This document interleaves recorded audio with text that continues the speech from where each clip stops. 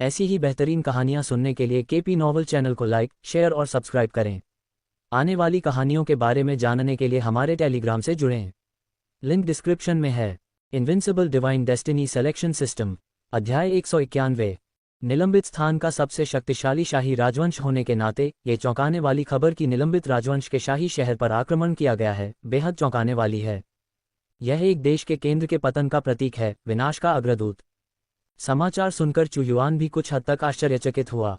इस बात से आश्चर्यचकित नहीं कि निलंबित शाही शहर ढह गया था, बल्कि इस बात से आश्चर्यचकित था कि यह इतनी जल्दी ढह गया। उसने शुरू में सोचा था कि वे कुछ और समय तक टिक सकते हैं। मार्शल सम्राट द्वारा दानव रसातल सेना की 9वीं सेना को हराने के बाद दानव रसातल सेना ने अपनी रणनीति बदल दी और वहां मौजूद अन्य 4 सेनाएं अधिक सतर्क हो गईं, बेतरतीब ढंग से राज्यों को नष्ट करने की हिम्मत नहीं कर रही थीं। उन्होंने शाही शहर पर पूरा हमला किया और निलंबित राजवंश उनका विरोध नहीं कर सका। तांग फैंग ने चू युआन को स्थिति के बारे में बताया, मैंने व्यक्तिगत रूप से उस लड़ाई की भयंकरता देखी। मैं देखता हूं, ऐसा लगता है कि इसमें मेरी भी कुछ भूमिका थी। चू युआन ने हल्के से कहा, यूनिवर्स बिजनेस एसोसिएशन का कारोबार पूरे अनंत विश्व में फैला हुआ है। यूनिवर्स बिजनेस एसोसिएशन के अध्यक्ष के रूप में तांग को दानव रसातल राजवंश के बारे में मुझसे ज्यादा जानकारी होनी चाहिए। हाँ, मैं वास्तव में थोड़ा ज्यादा जानता हूँ। दानव रसातल राजवंश बहुत शक्तिशाली है। यह अनंत ग्रैंड वर्ल्ड के केंद्रीय डोमेन में से एक है, जो इस दूरस्थ निलंबित स्थान से बहुत दूर है। मेरी जानकारी के अनुसार उनके पास दिव्य देवता के स्तर पर एक असाधारण शक्ति है जो युद्ध पसंद करते हैं। उनके पास अभियानों पर कई सेनाएं हैं जो यहाँ वहाँ प्रत्येक डोमेन को लूट रही हैं। इन लूटने वाली सेनाओं में से एक ने निलंबित स्थान पर ठोकर खाई होगी। तांग फैंग के शब्दों से दानव रसातल राजवंश इतना भयानक रूप से शक्तिशाली है कि उसके पास दिव्य देवता के दर्जे का एक अद्वितीय टाइटन भी है। ईश्वर अंतर्दृष्टि, ईश्वर प्रकाश, ईश्वर छिपाव, ईश्वर स्थिति, ईश्वर संचार, शून्य ईश्वर, सच्चा ईश्वर, दिव्य ईश्वर, ये सभी ईश्वर स्थिति क्षेत्र से कई गुना ऊंचे क्षेत्र हैं। इसमें कोई आश्चर्य नहीं कि सिर्फ एक लूटने वाली सेना ने निलंबित राजवंश को प्रतिरोध करने में असमर्थ बना दिया था। हालांकि मुझे कोई और विस्तृत जानकारी नहीं है, क्योंकि दानव रसातल राजवंश में व्यापार संघ दानव देव व्यापार संघ है और मेरा ब्रह्मांड व्यापार संघ उनके व्यापार में हस्तक्षेप नहीं कर सकता। अगर कोई अन्य राजवंश नष्ट हो रहा होता तो तांग फैंग दावू भाग नहीं जाता। लेकिन दानव रसातल राजवंश अलग है। वे ब्रह्मांड व्यापार संघ को गंभीरता से नहीं लेते। अगर वह भागता नहीं तो वे उसे लूट लेते और शायद उसे मार भी देते। अन्य स्थितियों के बारे में क्या? चू युआन ने पूछा। उनका सम्राट अभी भी जीवित है। ईश्वर स्थिति पर युद्ध में मरने वाले कुछ लोगों को छोड़कर अधिकांश देवता भागने में सफल रहे। ये कहा जा सकता है कि सार अभी भी वहां है। जब राज्य नष्ट होने वाला था तो शाही महल शून्य को तोड़कर अचानक बाहर निकल आया। ये निश्चित क्षेत्र के अंदर शून्य की शक्ति होगी जिसे उधार लिया गया था, और यहाँ तक कि दानव रसातल सेना भी उन्हें पकड़ने में सक्षम नहीं थी। तांग फैंग ने समझाया, महल टूट गया है। निलंबित राजवंश का राज्य लगभग पूरी तरह से कब्जा कर लिया गया है। शाही शहर को छोड़ने का मतलब है अनगिनत विषयों को छोड़ना। भले ही अधिकांश दुर्जय व्यक्ति भागने में सफल रहे, लेकिन वास्तव में उनके और विस्थापित लोगों के बीच बहुत अंतर नहीं है। चू युआन ने कहा, वे केवल अपनी अंतिम सांस ले रहे हैं। चू युआन की तरह अगर वह दावू को छोड़ देता तो भाग्य की सारी शक्ति खत्म हो जाती और वह अकेला हो जाता। लेकिन अब सबसे घातक स्थिति यह है कि निलंबित राजवंश की हार के साथ दानव रसातल सेना अनिवार्य रूप से अपनी सेना को मार्शल सम्राट के खिलाफ लड़ने के लिए बदल देगी। आखिरकार मार्शल सम्राट वर्तमान में निलंबित स्थान में सबसे शक्तिशाली बल है। दानव रसातल सेना निश्चित रूप से हमला करेगी। वे अभी अभी निलंबित शहर में घुसे हैं और अभी भी जो कुछ उन्होंने लिया है उसे पचा रहे हैं। अब वे अपनी सेना को युद्ध के लिए तैयार कर रहे हैं। वे जल्द ही दावू की ओर मार्च करेंगे।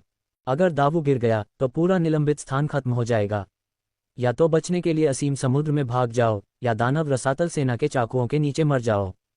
तो मेरा दावू निलंबित स्थान की आखिरी उम्मीद बनकर रह गया है। चू युआन हंसा। ऐसे समय में भी वह अभी भी हंस रहा है। तांग फैंग समझ नहीं पाया कि चू युआन क्या सोच रहा था। यह मार्शल सम्राट बहुत अप्रत्याशित था, लेकिन वह ये भी जानता था कि दानव रसातल सेना चू युआन से बहुत सावधान थी। आखिरकार चू युआन ने उनके 9वें शिविर को मिटा दिया था। क्या राष्ट्रपति तांग को नहीं लगता कि यह एक अवसर है जो दानव रसातल सेना मुझे दे रही है? चू युआन ने कहा। मार्शल सम्राट, आपका मतलब है? तांग फैंग कांप उठा। उसे चू युआन के विचारों का आभास हो गया था। आपने जो अनुमान लगाया है वह गलत नहीं है। अगर मैं सस्पेंडेड स्पेस पर अपना दबदबा बनाना चाहता हूं तो मुझे सस्पेंडेड राजवंश के साथ एक बड़ा युद्ध लड़ना होगा। अगर मैं एक डोमेन को एकजुट करना चाहता हूं तो कई शाही राजवंश मेरा विरोध करेंगे। इससे होने वाली लड़ाई दानव रसातल सेना के साथ होने वाली लड़ाई से भी ज्यादा खूनी हो सकती है, जिससे जनता की भावनाएं अस्थिर हो सकती हैं और उनका अनुपालन प्राप्त करना आसान नहीं होगा। चू युआन ने कहा, लेकिन अब कई राजवंशों के नष्ट होने और सस्पेंडेड राजवंश के लोगों के दिलों को खोने के कारण इसने मुझे एक अवसर दिया है। अगर मैं अपना झंडा फहराता हूं तो जनता की भावनाएं अनिवार्य रूप से मेरे पक्ष में होंगी। अगर मार्शल सम्राट की ऐसी महत्वाकांक्षा है तो ये बहुत बढ़िया है। अपनी कमांडिंग क्रूरता के साथ वे किसी भी आत्मसमर्पण को स्वीकार नहीं करेंगे। वे केवल भगवान की स्थिति के नियमों को मारेंगे और लूटेंगे। आखिरकार कुछ भगवान की स्थिति और सस्पेंडेड लैंड के अलावा सस्पेंडेड स्पेस दानव रसातल राजवंश के लिए बहुत अधिक मूल्य नहीं रखता है। तांग फैंग ने सिर हिलाया। दावू को अब निलंबित स्थान का अंतिम अभयारण्य माना जाता है। निलंबित राजवंश के टूटने से पहले वे सभी अभी भी भाग्य के अंतिम अंश को आश्रय देते थे।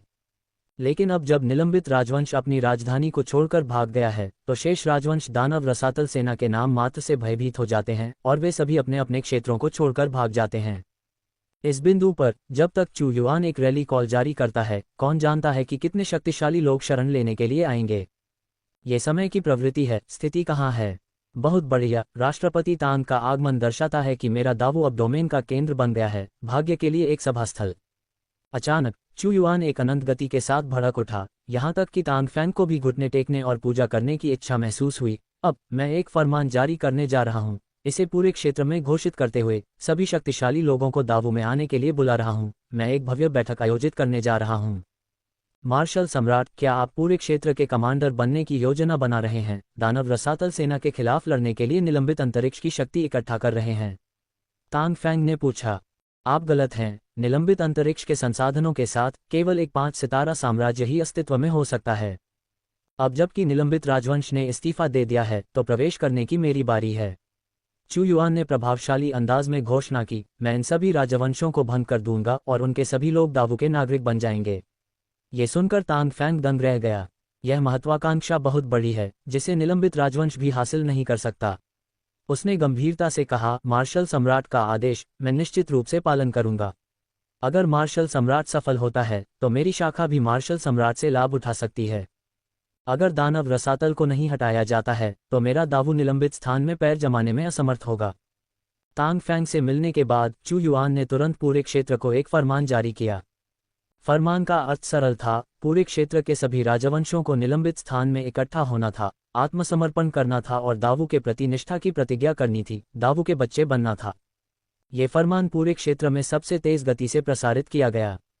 अगर यह पहले जारी किया गया होता तो कोई भी चू युआन के फरमान का जवाब नहीं देता और यह अंतहीन उपहास का विषय भी हो सकता था। भले ही निलंबित राजवंश ने यह फरमान जारी किया हो, कोई भी परवाह नहीं करेगा।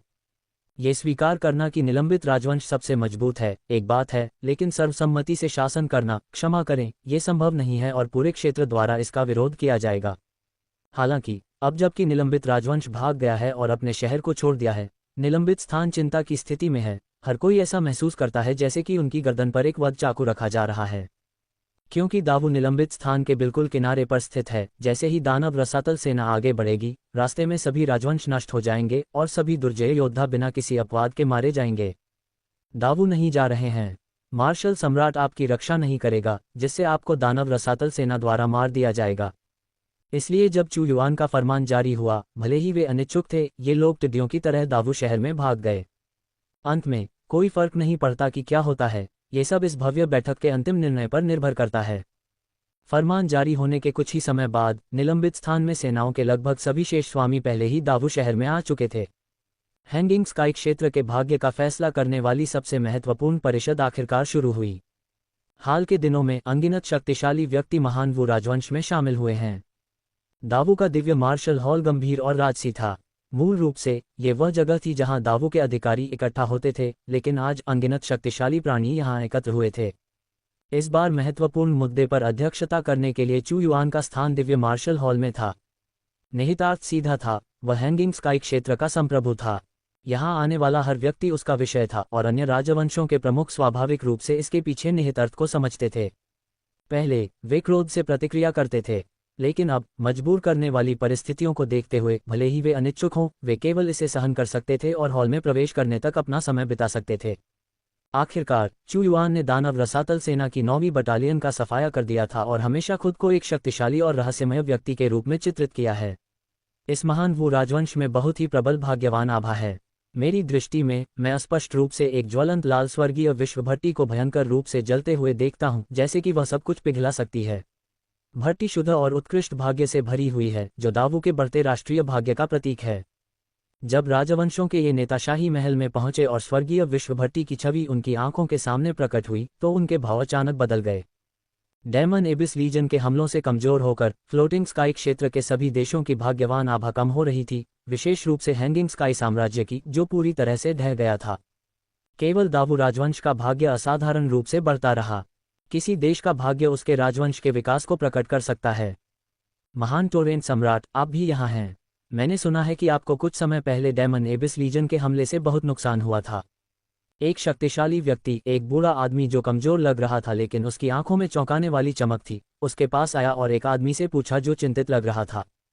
Great torrent empire hanging sky क्षेत्र के उन चंद 4 सितारा साम्राज्यों में से एक था, जिसमें एक गॉड पोजीशन थी जो इसे ग्रेट ट्रेमा एम्पायर से ज्यादा शक्तिशाली बनाता था, और इसकी सीमाओं के भीतर 4 गॉड पोजीशन थे।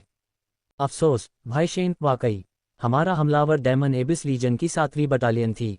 वे लगभग इंपीरियल सिटी तक पहुंच चुके थे, लेकिन मार्शल सम्राट ने उनकी 9वीं बटालियन को एक तेज और भयंकर तरीके से नष्ट कर दिया, जिससे उन्हें पीछे हटना पड़ा। अन्यथा मैं आज यहाँ खड़ा नहीं होता। ग्रेट टोरेंट सम्राट ने आह भरी। वास्तव में अगर मार्शल सम्राट की अविश्वसनीय और रहस्यमयी ताकत न होती, तो हम सभी ग्रेट वो इंपीरियल सिटी में एकत्र नहीं होते। आखिरकार फ्लोटिंग स्काई एम्पायर पर भी आक्रमण किया गया और वह ढह गया। अगर हम विरोध नहीं कर सकते तो हमारे पास समुद्र की ओर जाने के अलावा कोई विकल्प नहीं है। जब यह आदमी बोल रहा था, उसने कहा, यह मार्शल सम्राट स्पष्ट रूप से हमें अपने अधीन बनाने की कोशिश कर रहा है। मुझे और दूसरों को महान वो का विषय बनाना असंभव नहीं है, लेकिन पहले उसके पास सब कुछ दबाने की शक्ति होनी चाहिए, अन्यथा सब कुछ सिर्फ खोखली बातें हैं। वाह! एक लंबा मध्यम आयु वर्ग का व्यक्ति जो लाल रंग की शाही पोशाक पहने हुए था, मशाल जैसा दिख रहा था, वहां आया। उसकी आभा खुलेआम चमक रही थी, आश्चर्यजनक रूप से भगवान की स्थिति की 8वीं परत तक पहुंच रही थी, जिससे वह सभी उपस्थित लोगों में सबसे शक्तिशाली बन गया। महान असीम सम्राट। सभी की निगाहें महान असीम सम्राट पर थीं। महान असीम राजवंश निस्संदेह हैंगिंग स्काई क्षेत्र में दूसरा सबसे शक्तिशाली साम्राज्य था, जिसमें महान असीम सम्राट भगवान की स्थिति के 8वें स्तर पर था और 4 से 500 अरब प्रजा थी। हैंगिंग स्काई साम्राज्य के अलावा इसमें भगवान की स्थिति में सबसे अधिक व्यक्ति थे, जिससे ये सभी 4 सितारा साम्राज्यों में अग्रणी बन गया। यदि महान असीम साम्राज्य हैंगिंग स्काई साम्राज्य से 1000 साल पहले स्थापित किया गया होता, तो हैंगिंग स्काई क्षेत्र आज महान असीम क्षेत्र हो सकता था। हालांकि हैंगिंग स्काई क्षेत्र के संसाधन केवल एक 5 सितारा साम्राज्य को समायोजित कर सकते थे। इसके अलावा महान असीम साम्राज्य हैंगिंग स्काई क्षेत्र के एक तरफ स्थित था और अभी तक दानव रसातल साम्राज्य द्वारा मारा नहीं गया था, इसलिए इसके मजबूत व्यक्तियों को नुकसान नहीं हुआ था। लॉर्ड्स, परिषद जल्द ही शुरू होगी। कृपया दिव्य मार्शल हॉल में प्रवेश करें। दिव्य मार्शल हॉल के भीतर से एक आवाज गूंजी। चलो देखते हैं कि इस मार्शल सम्राट के पास क्या चालें हैं। महान असीम सम्राट ने दिव्य मार्शल हॉल में एक कदम बढ़ाया। उपस्थित लोग उनके पीछे दिव्य मार्शल हॉल में चले गए। पहले जब भी हैंगिंग स्काई साम्राज्य साम्राज्यों के प्रमुखों को आमंत्रित करता था, तो उनका भव्य स्वागत किया जाता था। लेकिन जब वे सम्राट प्रवेश करते थे, तो वहां एक भी बेंच या एक कप चाय उपलब्ध नहीं होती थी। उन्हें दोनों तरफ दाव के अधिकारियों के साथ खड़ा होना पड़ता था, जैसे कि वे वास्तव में सम्राट के साथ दर्शकों की प्रतीक्षा कर रहे हों। इस बार केवल देवता स्तर से ऊपर के लोग ही हॉल में प्रवेश कर सकते थे, और तब भी उन्हें पीछे खड़ा होना पड़ता था। केवल देव पद वाले ही आगे खड़े हो सकते थे। दाव के अधिकारियों ने अपने चेहरों पर अजीब भावों के साथ मंदिर में प्रवेश करने वाले कई देव पद के लोगों को देखा। वे आगे बढ़ चुके थे महान वो राजवंश के संसाधनों के तहत देवता क्षेत्र को रोशन करना, लेकिन उन्होंने पहले कभी इतने भारी वजन वाले नहीं देखे थे। आपको पता होना चाहिए कि कुछ साल पहले इस हॉल में मौजूद कोई भी व्यक्ति आसानी से दावों को नष्ट कर सकता था, लेकिन अब वे केवल आज्ञाकारी रूप से खड़े हो सकते हैं। क्या मार्शल सम्राट दिखाई नहीं देने वाला है? महान असीम सम्राट खाली शाही सिंहासन को घूर रहा था, उसकी आवाज में बहुत अधिक मन था। महामहिम जल्द ही आएंगे। जू फैंग फैंग भी वहां थी। एक ईश्वर पद साधक के रूप में उसने उदासीनता से उत्तर दिया, अगर मार्शल सम्राट इस तरह से अपना वजन इधर उधर फेंकता रहता है, तो वह वास्तव में खुद को इस क्षेत्र का शासक मानता है न? यहाँ तक कि पिछला हैंगिंग स्काई साम्राज्य भी कभी इतना घमंडी नहीं था। क्या वह मानता है कि वह उद्धारकर्ता बन गया है और उसके पास हम सभी को दबाने की ताकत है? महान असीम सम्राट ने ठंडे स्वर में कहा। उसके दिल में भी हैंगिंग स्काई क्षेत्र पर हावी होने की महत्वाकांक्षाएं थीं। ठीक कहा। दिव्य मार्शल हॉल में प्रवेश करके आप खुद को दाव के अधीन के रूप में स्वीकार कर रहे हैं। मैं घोषणा करता हूं, अब से हैंगिंग स्काई क्षेत्र के भीतर सभी सेनाएं महान वू राजवंश के शासन के अधीन हैं। मेरा महान वो एक 5 सितारा साम्राज्य होगा और मैं सभी को दानव रसातल सेना का विरोध करने के लिए नेतृत्व करूंगा। चू युआन की आवाज पूरे हॉल में गूंज उठी। दिव्य मार्शल हॉल के भीतर एक भट्टी दिखाई दी और चू युआन उसके भीतर से निकला। उसकी उपस्थिति ने अकेले ही निराशा के सभी रंगों को दूर कर दिया, मोक्ष की किरण की तरह चमकते हुए। अपने गुणों को उजागर करने के इस नवीनतम चरण में चू युआन न केवल स्वर्गीय विश्व भट्टी में भाग्य के जल को पिघला सकता था, बल्कि भट्टी के भीतर एक पूरे देश के भाग्य को भी अपनी शक्ति के रूप में उपयोग करने के लिए जोड़ सकता था, जैसे कि वह पूरे साम्राज्य को अपने साथ लेकर युद्ध में जा रहा हो। हालांकि ये लोग अभी भी अपने अपने राजवंशों के नामात्र सम्राट थे, लेकिन दानव रसातल सेना के आगे बढ़ने के साथ उनके राष्ट्रों का भाग्य पहले ही ढह चुका था। महामहिम आ गए हैं, महामहिम अमर रहें। चू युआन के दृष्टिकोण को देखकर और उसकी अपार और रहस्यमय शक्ति को महसूस करते हुए दाव के सभी अधिकारी घुटने टेक दिए और श्रद्धा से भरी आवाजें गूंज उठीं। इस क्षण उपस्थित सभी लोगों के हाव भाव अचानक बदल गए। चू युआन से निकलने वाली असीम शाही शक्ति अभिभूत करने वाली थी। निचले स्तर के कुछ साधक बिना किसी विरोध के विचार के चू युआन के चरणों में तुरंत घुटने टेकने की इच्छा कर रहे थे, उन्हें सर्वोच्च शासक के रूप में पहचान रहे थे। उसके रूप और उसकी असीम शाही शक्ति ने सभी व्यापक देवता स्तर के शक्तिशाली लोगों को, चाहे वे किसी भी साम्राज्य से आए हों, घुटने टेकने पर मजबूर कर दिया। सर्वोच्च शक्ति के दमन के तहत वे कोशिश करने पर भी खड़े नहीं हो सकते थे। यहाँ तक कि कुछ कमजोर देव स्थिति वाले प्राणी भी ढहने के कगार पर थे। चू युआन ने हॉल पर अपनी नज़र घुमाई, कुल 17 लोगों की गिनती की। ग्रेट ट्रेमर राजवंश के देव स्थिति के अलावा, जिसे उसने मार डाला था और जो दानव रसातल सेना के हाथों नष्ट हो गया था, इस क्षेत्र के लगभग सभी देव स्थिति शक्तिशाली लोग मौजूद थे। उसने एक बार फिर जोर से आवाज लगाई, क्या किसी को मेरे शब्दों पर आपत्ति है? चू युआन की आवाज में स्वर्ग की शक्ति समाहित थी, जो पूरे साम्राज्य के भाग्य और नियति को अपने साथ लेकर चल रही थी। अपनी वर्तमान शक्ति के साथ, जिससे उसे मानव पद के सर्वोच्च श्रेष्ठता की उपाधि मिली, यहाँ तक कि देवपद के शक्तिशाली लोग भी उसका विरोध नहीं कर सके। उनकी नज़र में चू युआन एक पवित्र सम्राट की तरह एक सहस्राब्दी से खड़ा था, जो दीप्तिमान और भव्य था। इसके विपरीत उनकी अपनी संप्रभुता एक दिखावा जैसी लग रही थी। जैसा कि हमने अनुमान लगाया था, मार्शल सम्राट मार्शल डोमेन को एकजुट करने का इरादा रखता है, लेकिन क्या उसकी महत्वाकांक्षा थोड़ी ज्यादा नहीं है? वास्तव में उसकी महत्वाकांक्षा उससे कहीं ज्यादा है, जिसे मार्शल डोमेन हजारों सालों से हासिल करने की कोशिश कर रहा है। देवपद के शक्तिशाली लोगों ने चू युआन की दबंग आभा का सामना किया। हालांकि चू युआन की शक्ति उनके लिए रहस्यमय और अथाह थी, फिर भी यह उनके लिए अपनी स्थिति को स्वेच्छा से त्यागने और उसके प्रति निष्ठा की प्रतिज्ञा करने के लिए पर्याप्त नहीं थी। अपनी प्रभावशाली युद्ध उपलब्धियों के बावजूद चू युआन का सत्ता में उदय बहुत तेज और बहुत कम समय तक चला। क्या आप में से किसी ने मार्शल सम्राट की उपलब्धि की सीमा निर्धारित की है? किसी ने दिव्य भावना के माध्यम से पूछा। अस्पष्ट, रहस्यमयी रूप से रहस्यमय। ऐसा लगता है जैसे वह अराजकता में डूबा हुआ है। लेकिन चूंकि वह कुछ महीने पहले ही गॉड पोजीशन क्विंटल लेवल को हराने में सक्षम था, इसलिए उसे अब और भी अधिक दुर्जय होना चाहिए। हालांकि अगर वह इस बार सभी राज्यों को अपने अधीन करना चाहता है, तो उसे पहले क्लिफ क्रैक सम्राट राजवंश के सबसे शक्तिशाली महान सम्राट की सहमति की आवश्यकता है। भीड़ दिव्य भावनाओं के अंतहीन आदान प्रदान में लगी रही। इस सम्राट को आपत्ति है। इस समय क्लिफ क्रैक सम्राट की आंखें भीड़ पर घूम गईं और उसने ठंडे स्वर में कहा, मार्शल सम्राट, आपकी महत्वाकांक्षा वास्तव में बहुत बड़ी है। डेमन एबिस कोर को अभी तक बाहर नहीं निकाला गया है, और फिर भी आप मार्शल डोमेन के संप्रभु होने के बारे में कल्पना करते हैं। ये सम्राट प्रस्ताव करता है कि हम आपको गठबंधन के नेता के रूप में स्वीकार करें। एक बार जब आप डेमन एबिस कोर को निष्कासित कर देंगे, तो ग्रेट वू राजवंश मार्शल डोमेन का 5 सितारा शाही राजवंश बन जाएगा। नहीं, यह मार्शल डोमेन बन जाएगा, ठीक उसी तरह जैसे पूर्व मार्शल राजवंश था। आप क्या सोचते हैं? वास्तव में हम सभी क्लिफ क्रैक सम्राट की राय से सहमत हैं। अब से मार्शल डोमेन ग्रेट वू होगा और ग्रेट वू राजवंश मार्शल डोमेन में सबसे शक्तिशाली साम्राज्य होगा। यह एक उत्कृष्ट सुझाव है। ... उनके लिए 5 सितारा शाही राजवंशों के नाम कोई मायने नहीं रखते। हालांकि चू युआन के शासन के अधीन होने का विचार बिल्कुल स्वीकार्य नहीं था। आपत्तियां अच्छी हैं, मैं सभी प्रकार की राय स्वीकार करता हूं, लेकिन आपत्तियों का खंडन भी किया जा सकता है। जब चू युआन बातचीत कर रहा था, तो एक पल में वह शाही सिंहासन से नीचे उतर गया। बिजली की गति से भी तेज चलते हुए उसने अपनी सुनहरी हथेली क्लिफ क्रैग सम्राट की ओर मारी, जिसके पास भीड़ में सबसे अधिक साधना थी। उसने कभी नहीं सोचा था कि अन्य सम्राट उसके कुछ शब्द सुनकर स्वेच्छा से उसके सामने आत्मसमर्पण कर देंगे। मार्शल सम्राट क्लिफ क्रैग सम्राट चू युआन के अचानक हमले के लिए तैयार नहीं था, लेकिन उसने पहले से ही अपनी प्रतिक्रिया की योजना बना ली थी। उसने दहाड़ते हुए कहा, असीम ब्रह्मांड। धमाका। दिव्य मार्शल हॉल के भीतर दोनों सेनाएं भयंकर रूप से टकरा गईं। हालांकि दिव्य मार्शल हॉल राष्ट्र के भाग्य से सुरक्षित था, एक रक्षात्मक अवरोध जैसा, ये क्षतिग्रस्त नहीं था। लेकिन क्लिफ क्रैग सम्राट एक अदम्य शक्ति को महसूस कर सकता था जो उसे लगातार पीछे हटने के लिए मजबूर कर रही थी। क्या भगवान की स्थिति के 8वें स्तर पर क्लिफ क्रैग सम्राट को सिर्फ एक चाल में पीछे धकेल दिया गया है? भीड़ ने चौंक कर कहा, मार्शल सम्राट, आप हमें पूरी ताकत से वश में करने का इरादा रखते हैं। बहुत बढ़िया, अगर ऐसा है तो यह सम्राट अंत तक आपका साथ देगा। मुझे देखने दो कि आप वास्तव में कितने दुर्जय हैं। क्लिफ क्रैग सम्राट ऊंचा खड़ा था, उसकी आभा ऊंची थी। उसके साम्राज्य का भाग्य भले ही डूब गया हो, लेकिन कम से कम ये दूसरों की तरह खत्म नहीं हुआ था। इसी क्षण उसकी आभा प्रचंड हो गई। उसकी हथेलियों से प्रकाश की अनगिनत किरणें फूट पड़ीं, जो हर दिशा में चमकती उल्काओं की तरह गिर रही थीं।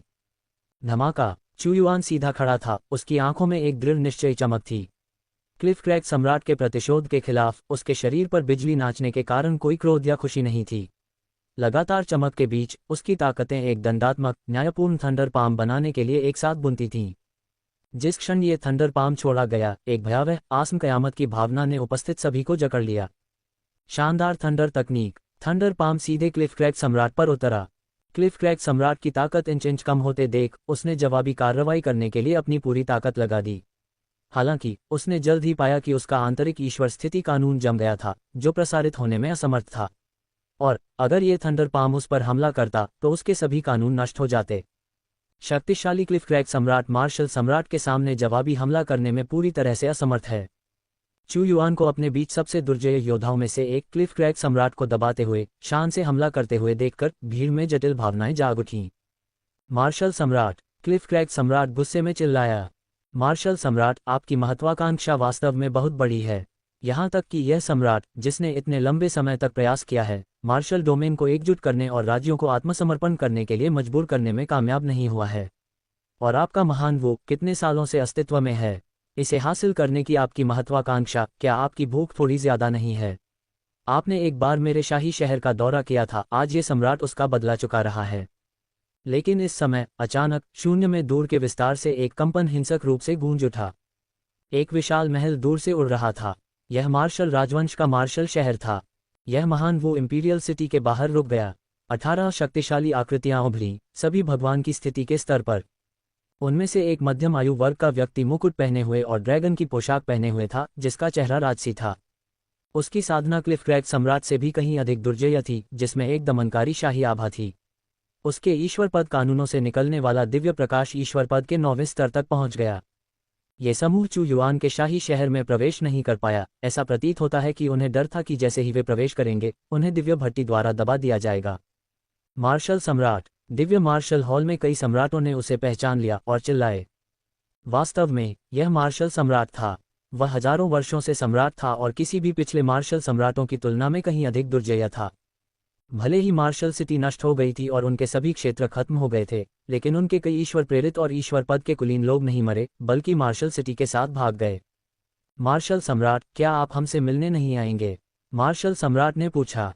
शोकग्रस्त कुत्तों का एक झुंड, जिन्होंने अपना देश भी खो दिया है, मेरे सामने अपने नुकीले दांत दिखाने की हिम्मत कैसे कर सकता है? मार्शल सम्राट, आप पहले ही अपना शाही शहर खो चुके हैं और फिर भी आप मेरे सामने आंख मूंदकर काम करने की हिम्मत कर रहे हैं। चू युआन ने एक कदम आगे बढ़ाया, शून्य में खड़ा होकर मार्शल राजवंश का सामना किया। दिव्य मार्शल हॉल के अंदर की भीड़ भी बाहर आ गई। भले ही वे निश्चित नहीं थे कि मार्शल सम्राट क्या करने का इरादा रखता है। अगर मार्शल डोमेन के भीतर दो सबसे दुर्जय अस्तित्व आपस में टकराते हैं, तो निश्चित रूप से आज देखने के लिए एक असाधारण तमाशा होगा। इस सम्राट के पास अभी भी देश के भीतर मजबूत लोग हैं, इसे बहाल होने में बस समय की बात है। इंपीरियल सिटी का हमारा जब्त होना केवल एक अस्थायी वापसी थी। मार्शल सम्राट ने लगातार अपना धैर्य बनाए रखा। वह स्पष्ट रूप से चू युआन को आसानी से कमान संभालने और अपने मार्शल राजवंश की जगह 5 सितारा शाही राजवंश बनने नहीं देगा। अन्यथा उसके लिए अपने देश को बहाल करना मुश्किल होगा। क्या ऐसा है? चू युआन ने ठंडे स्वर में कहा। आपकी तथाकथित वापसी का मतलब है अपने लोगों को दानव रसातल कोर द्वारा नरसंहार के लिए छोड़ देना। हमें आपके जैसे सम्राट की आवश्यकता नहीं है। यह अच्छा है कि आप यहाँ आए हैं, आपने मुझे आपको खोजने में लगने वाले समय से बचाया है। अगर मैं आप सभी का सिर काटकर उसे प्रदर्शित कर दूं, तो मेरी प्रतिष्ठा सभी को आश्वस्त करने के लिए पर्याप्त होगी। मार्शल डोमेन में इस तरह के जीवंत आयोजन में संभवतः इस सम्राट की उपस्थिति की कमी नहीं हो सकती। आकाश से कई आकृतियां उभरीं। उनका नेतृत्व संत सिंह सम्राट कर रहे थे, जो भी पहुंच चुके थे। उन्होंने इस समय व्यंग्य किया, मार्शल सम्राट, मैंने सुना है कि आप मार्शल डोमेन को एकजुट करने और 5 सितारा शाही राजवंश बनने का इरादा रखते हैं। ये सम्राट मौज मस्ती में शामिल होने आया है। पवित्र सिंह महान सम्राट और लटकते आकाश सम्राट एक साथ आए। दोनों ही स्पष्ट रूप से बुरे इरादों को पाल रहे थे। लटकते आकाश क्षेत्र पर महान वू राजवंश के वर्चस्व और नियंत्रण को देखने के लिए तैयार नहीं थे। जिस दिन से पवित्र सिंह महान सम्राट वापस लौटे, उन्होंने बलपूर्वक पवित्र सिंह शाही राजवंश की स्थापना की थी। अपनी शक्ति से सभी पलटवार करने वाली ताकतों को दबाते हुए उन्होंने पवित्र सिंह शाही राजवंश की नियति का उपयोग अपने राज्य को भगवान की स्थिति के 8वें स्तर तक पहुंचने में मदद करने के लिए किया। अपने पवित्र सिंह वंश के साथ उनकी शक्ति भगवान की स्थिति के 9वें स्तर के बराबर है। हालांकि मेरा लटकता आकाश शाही शहर टूट गया था और मैं असफल हो गया हूं। क्या आपको लगता है कि इन मार्शल सम्राटों के साथ अकेले आप दानव रसातल सेना के खिलाफ लड़ने की क्षमता रखते हैं? मेरे दृष्टिकोण से यह एक चट्टान पर अंडे को फेंकने जैसा है। आज भले ही आप उसके सामने आत्मसमर्पण कर दें, जब भविष्य में दानव रसातल उतरेगा और शहर टूट जाएगा और लोग मरेंगे, तो हर कोई मर जाएगा। हैंगिंग स्काई सम्राट ने उदासीनता से कहा। क्या हैंगिंग स्काई सम्राट के पास कोई अंतर्दृष्टि है? किसी ने पूछा। इससे पहले मैं दानव रसातल सेना के हाथों बार बार हार से हैरान था, लेकिन मेरे पास पहले से ही एक रणनीति है। हम एक गठबंधन बना सकते हैं, दानव रसातल सेना के खिलाफ लड़ने के लिए अपनी सभी ताकतों को एकजुट कर सकते हैं, और मैंने पवित्र शेर महान सम्राट के साथ चर्चा की है। वह विदेशी दुश्मनों का विरोध करने में मेरे हैंगिंग स्काई क्षेत्र की सहायता के लिए सेना भेजने के लिए तैयार है। हैंगिंग स्काई सम्राट ने धीरे से कहा। हाँ, मैं हैंगिंग स्काई क्षेत्र की सहायता करने के लिए तैयार हूँ, पवित्र शेर महान सम्राट ने कहा। MVL MPYR पर बने रहें। झिझक के साथ बहुत हो गया, बस सब कुछ बता दो। महान असीम सम्राट ने भौहें सिकोड़ लीं, ये जानते हुए कि यह घर में एक भेड़िया का परिचय दे रहा था। हालांकि हैंगिंग स्काई सम्राट द्वारा प्रस्तावित वर्तमान गठबंधन सभी संभावित ताकतों को एकजुट कर सकता है, जो वास्तव में सही विकल्प था। आखिरकार दानव रसातल सेना का खतरा पवित्र शेर महान सम्राट की तुलना में कहीं अधिक भयानक है। योजना काफी सरल है, चूंकि मार्शल सम्राट मजबूत है। चलो एक त्रिपक्षीय गठबंधन स्थापित करते हैं, जहां हम तीनों गठबंधन के नेता होंगे, सभी शक्तियों को एक में मिलाएंगे और दानव रसातल सेना के खिलाफ लड़ने के लिए 2 क्षेत्रों की ताकत को मिलाएंगे। सभी चर्चाएं और निर्णय बहुमत के वोट से किए जाने हैं। हैंगिंग स्काई सम्राट के शब्दों में एक खतरनाक योजना छिपी हुई थी। वह और पवित्र शेर महान सम्राट स्पष्ट रूप से एक ही पक्ष में थे, और यदि निर्णय बहुमत के नियम से किए जाते तो चू युआन निश्चित रूप से नुकसान में होता। हालांकि अन्य ताकतें स्पष्ट रूप से इसे उस तरह से नहीं देखेंगी। उन्हें लगता है कि गठबंधन बनाना एक बढ़िया विचार है। दानव रसातल सेना को निष्कासित करने के बाद वे अभी भी अपने साम्राज्यों के स्वामी होंगे। इसके अलावा हैंगिंग स्काई राजवंश को रोकने के लिए ग्रेट वू राजवंश के होने से भविष्य में उनके दिन बेहतर हो सकते हैं। क्या होगा अगर हम अभी भी दानव रसातल सेना का मुकाबला नहीं कर सकते? किसी ने पूछा। तो फिर केवल एक ही आखिरी रास्ता है, विदेश में वापस चले जाना। मैंने समुद्र पर कई द्वीपों की खोज की है। हर कोई सभी तैयारियां कर सकता है और इसे अंतिम वापसी के रूप में मान सकता है। हैंगिंग स्काई सम्राट ने कहा। मैं सहमत हूं, महान असीम सम्राट ने तुरंत कहा। हम भी सहमत हैं। वास्तव में हम सभी हैंगिंग स्काई सम्राट के सुझाव से सहमत हैं।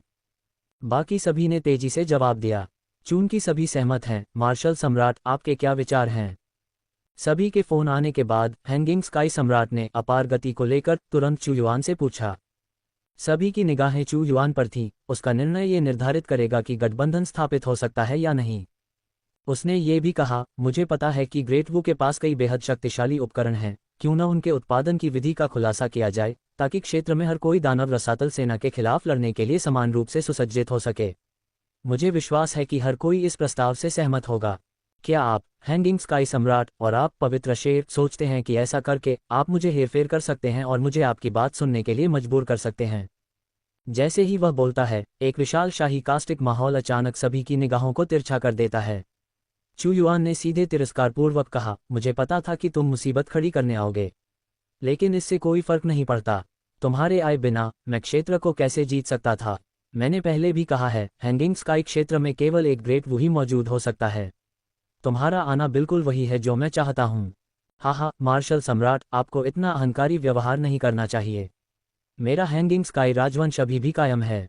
आप पूरे क्षेत्र पर शासन करना चाहते हैं, अपनी एक शक्ति से संयुक्त क्षेत्रों का विरोध करने की कोशिश कर रहे हैं। ये लापरवाह व्यवहार आपको एक दयनीय अंत की ओर ले जाएगा। उसी समय एक युवक जिसके सिर पर जेड का मुकुट था और जेड जैसा चेहरा था, हैंगिंग स्काई सम्राट के बगल में दिखाई दिया। यह आदमी हैंगिंग स्काई क्राउन प्रिंस था और उसने गॉड पोजीशन टियर 1 को भी तोड़ दिया था। क्राउन प्राइस ने एक अच्छी बात कही है। मार्शल सम्राट, आपको आत्मसमर्पण कर देना चाहिए। अगर हमारे बीच कोई आंतरिक संघर्ष होता है तो केवल एक ही व्यक्ति खुश होगा, वह है डेमन एबिस आर्मी। हम केवल दानव रसातल सेना के खिलाफ एकजुट हो रहे हैं, इसलिए यदि आप थोड़ा बलिदान करते हैं तो ये बुरा नहीं होगा।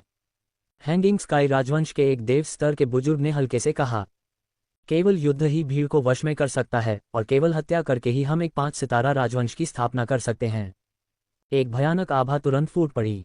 चू युआन एक कदम आगे बढ़ा और युद्ध देवता के हाथ ने एक चमकदार चमक उत्सर्जित की, क्योंकि यह हैंगिंग स्काई राजवंश से संबंधित गठन की ओर पहुंच गया।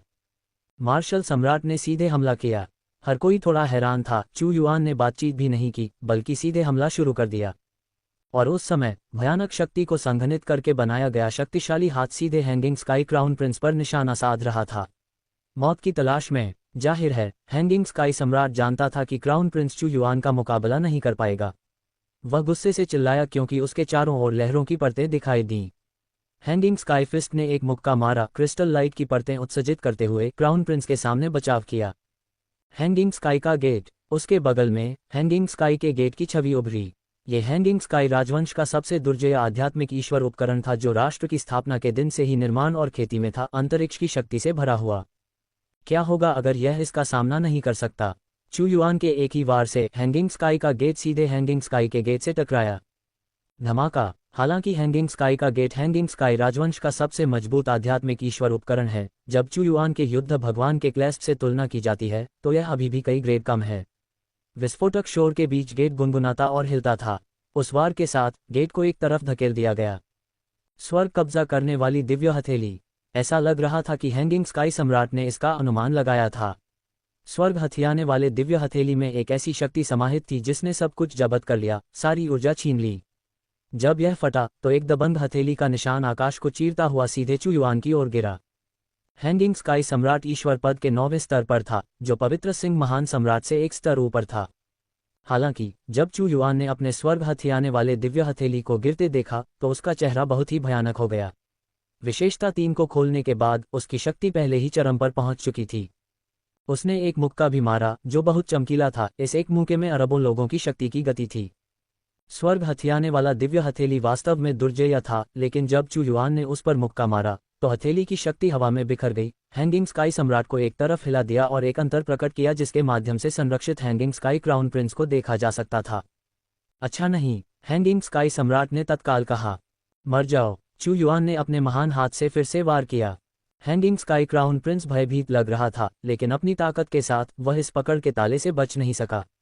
वह केवल असहाय होकर देख सकता था कि कैसे उसके शरीर को आकाश से उतरते हुए एक विशाल हाथ ने पकड़ लिया और सीधे पकड़ लिया। क्राउन प्रिंस को छोड़ दो। हैंगिंग स्काई सम्राट के चेहरे पर तेजी से बदलाव आए क्योंकि उसने सख्ती से मांग की। क्राउन प्रिंस को छोड़ दो। हैंगिंग स्काई राजवंश के 1 दर्जन से अधिक देव स्तर के स्वामी ने भी एक ही समय में शक्तियों की झड़ी लगा दी। हैंगिंग स्काई क्राउन प्रिंस को चू युआन के हाथ से बचाने की कोशिश की। ऐसा लगता है कि आज एक और क्राउन प्रिंस मरने वाला है। हैंगिंग स्काई क्राउन प्रिंस पर एक ज्वाला जल उठी। तीव्र दर्द ने हैंगिंग स्काई क्राउन प्रिंस को उन्मादपूर्ण तरीके से दहाड़ने पर मजबूर कर दिया। जैसे ही उसने चू युआन को गुस्से से कोसा, उसने दर्द के कारण हैंगिंग स्काई सम्राट से मदद की भीख मांगी। ये शोधन और भक्षण प्रक्रिया केवल कुछ सांसों तक चली। हैंगिंग स्काई क्राउन प्रिंस के ईश्वर पद के नियम मोटे खून के बादलों के साथ दूर हो गए और चू युआन के शरीर में समा गए। यह मेरा तुम्हारे लिए जवाब है। हैंगिंग स्काई राजवंश को मरना ही होगा। हम एक भी ईश्वर पद को जीवित नहीं छोड़ सकते। चू युआन भयानक और भयंकर था। हैंगिंग स्काई राजवंश के दर्जन भर या उससे अधिक ईश्वर पदों को ठंडे भाव से देख रहा था। ... आकाश लटकता हुआ राजकुमार मर चुका है। सभी लोग चौंक गए और वहीं रुक गए। उनमें से किसी ने भी यह उम्मीद नहीं की थी कि चू युआन इतना दिव्य रूप से अजेय होगा। आकाश लटकते हुए राजकुमार को आकाश लटकते हुए सम्राट के सामने सीधे मार देगा। इसके अलावा उसने राजकुमार को सीधे अपने हाथों से पकड़कर ऐसा किया जिसे आकाश लटकते हुए सम्राट भी रोक नहीं पाए। जो लोग अभी अभी उसकी भावनाओं को दोहरा रहे थे वे डर से कांप रहे थे। उन्हें डर था कि चू युआन उन्हें मारने के लिए वापस आएगा। हालांकि चू युआन ने उन्हें छुआ नहीं। उसका उद्देश्य आकाश लटकते हुए राजवंश के सभी लोगों को मारना था, अन्यथा ये लोग उसकी आगामी लड़ाइयों में बाधा बनेंगे। वह आकाश लटकते हुए राजवंश के ताज़ा खून का उपयोग भगवान की स्थिति के लिए करना चाहता था ताकि वह अपनी सर्वोच्च खूनी आभा 5 सितारा राजवंश की स्थिति बना सके। आकाश लटकते हुए सम्राट इतने क्रोधित थे कि उनका पूरा शरीर कांप उठा। राजकुमार न केवल एक देश का उत्तराधिकारी था लेकिन भगवान पद पर एक शक्तिशाली व्यक्ति भी था। वह अपने स्काई हैंगिंग राजवंश का उत्तराधिकारी था और अपनी युवावस्था को आगे बढ़ाता था। लेकिन अब वह चू युआन द्वारा मारा जा चुका था और एक लाश भी नहीं छोड़ी। राजकुमार को पालने के लिए सम्राट ने अनगिनत संसाधनों का इस्तेमाल किया था। क्या आज मैं तुम सबको मार डालूंगा? चू युआन ने ऊंची आवाज में कहा, क्या जिंदा रहना अच्छा नहीं है? तुम अपनी मौजूदगी से मुझे परेशान करने पर जोर देते हो। आज तुम सब यहीं मर जाओगे। अभिमानी स्काई हैंगिंग सम्राट को कुछ भी नहीं समझते हुए स्काई हैंगिंग सम्राट की मुट्ठी। स्काई हैंगिंग सम्राट फिर से गुस्से से फट पड़ा। वह अब और बर्दाश्त नहीं कर सकता था। अचानक एक मुक्का आगे की ओर आया जो अपने साथ एक शानदार धार लेकर आया। उसका भगवान पद सिद्धांत आकाश के स्वर्ग सहायक स्तंभ की तरह मजबूत था, दमनकारी और अजेय। चू युआन ने ठंडी हंसी के साथ मुक्का मारा और सम्राट की मुट्ठी को नष्ट करते हुए एक मुक्का मारा। शानदार आकाश तकनीक, आकाश को चीरने वाली भगवान की तलवार। आकाश को चीरने वाली भगवान की तलवार की चाल का इस्तेमाल पहले भी सन यांग किंग ने किया था। हालांकि आकाश को चीरने वाले सम्राट द्वारा प्रदर्शित आकाश को चीरने वाली भगवान की तलवार तुरंत ही एक अविश्वसनीय रूप से भयंकर लंबी तलवार के रूप में सामने आई। इसमें मोटी भगवान की स्थिति की शक्ति समाहित थी जिसे रोका नहीं जा सकता था। ऐसा लग रहा था कि आकाश सभी की आंखों के सामने फट गया, 2 हिस्सों में बढ़ गया। सेना में शामिल हो जाओ और मार्शल सम्राट को मार डालो। आकाश को चीरने वाले राजवंश के 1 दर्जन से अधिक भगवान की स्थिति के बड़े लोगों ने भी गुस्से से आग बबूला होकर कार्रवाई की। 1 दर्जन बड़े हाथों ने आकाश को ढांक लिया और दावू को पकड़ लिया, जिससे उसका आकाश तुरंत काला हो गया। तुम सब मरने वाले हो। चू युआन के चारों ओर अनगिनत वज्रपात हुए। वह एक निर्माता की तरह लग रहा था जो वज्र को पकड़ रहा था और उसे एक लंबी आकाश भेदी वज्र की तलवार में संघनित कर रहा था। स्वोश! थंडर की तलवार ने एकाएक दर्जनों बड़े हाथों को चकनाचूर कर दिया। जैसे ही अंतहीन गड़गड़ाहट फैली, चू युआन की तलवार सीधे आकाश विभाजक भगवान की तलवार से टकराई, जिससे न केवल गड़गड़ाहट और बिजली की शक्ति निकली बल्कि एक तेज काटने वाली शक्ति भी निकली। आकाश विभाजक भगवान की तलवार अचानक टूट गई। चू युआन फिसल गया। एक ठंडी तलवार की रोशनी ने 9 महाद्वीपों को रोशन कर दिया, तुरंत एक गड़गड़ाहट के तालाब में बदल गया। आकाश लटकते हुए संप्रभु के शरीर के चारों ओर प्रहार किया, इस प्राणी को बार बार पीछे हटने के लिए मजबूर किया। उसका शरीर बिजली के अनगिनत बोल्टों से टकराया, अत्यधिक अव्यवस्था की स्थिति में। लानत है! अचानक आकाश लटकते हुए संप्रभु ने एक प्रकाश के साथ विस्फोट किया जो 10,000 फीट तक फैला हुआ था। एक प्रकाश आकृति में बदल गया। उसके सिर पर मुकुट, उसके शरीर पर वस्त्र और उसके पैरों के नीचे के जूते सभी आध्यात्मिक भगवान के औजारों का एक सेट निकले। दिव्य राजा की मुट्ठी। दिव्य राजा की सर्वोच्च महिमा के साथ आकाश लटकने वाला संप्रभु एक विशालकाय में बदल गया। उसकी शक्ति का विस्तार हुआ। यह मुक्का एक प्राचीन दिव्य राजा की तरह टूट गया जो सभी राक्षसी अस्तित्वों को मारने के लिए तैयार था। दिव्य राजा का क्रोध। एक पवित्र राजा के क्रोध की तरह आकाश लटकने वाले संप्रभु ने चू युआन को मारने पर पूरा ध्यान केंद्रित किया। एक दिव्य राजा, आप इसे दिव्य राजा कहते हैं। अंतहीन उत्पत्ति। चू युआन ने एक मूल देवता की तरह मूल भगवान मुट्ठी को बाहर फेंक दिया। कोई भी इस मूल भगवान मुट्ठी में निहित वास्तविक सार को नहीं समझ सकता था। ये स्वर्ग और पृथ्वी निर्माण की शक्ति को मूर्त रूप देता प्रतीत होता था। जब अंतहीन उत्पत्ति दिव्य राजा की मुट्ठी से टकराई तो ऐसा लगा जैसे सब कुछ मूल के मूल प्रारंभिक बिंदु पर लौट आया हो। तैरते सम्राट की शक्ति उसके सामने ढह गई। संत शेर सम्राट, मेरे साथ आओ और साथ मिलकर इस मार्शल सम्राट को मार डालो। तैरते सम्राट ने क्रोध में दहाड़ लगाए। ठीक है, मैं तुम्हारा साथ दूंगा। संत सिंह सम्राट, जिन्हें एक बार हार के कारण भागने पर मजबूर होना पड़ा था, ने इसे अपना सबसे बड़ा अपमान माना। आज उन्होंने उस अपमान को मिटाने की कोशिश की। जैसे ही संत सिंह सम्राट ने अपना कदम बढ़ाया, हवा में सुनहरी रोशनी की अनगिनत किरणें फैल गईं। 2 शक्तिशाली प्राणियों ने एक साथ चू युआन पर हमला किया। ये दोनों दुर्जय प्राणी असाधारण थे। एक दानव क्षेत्र पर शासन कर रहा था और दूसरा तैरते हुए क्षेत्र का शासक था। 9वीं रैंक का कोई भी देवपद अगर उनके संयुक्त हमले का सामना करता तो कुछ ही वार में मारा जाता। मार्शल सम्राट, अपनी वास्तविकता का सामना करो। संत सिंह सम्राट ने एक ऐसे हथेली के वार से हमला किया जो शेर के विशाल पंजे जैसा था। बिल्कुल, इस तरह के अहंकार का एकमात्र अंत मौत है।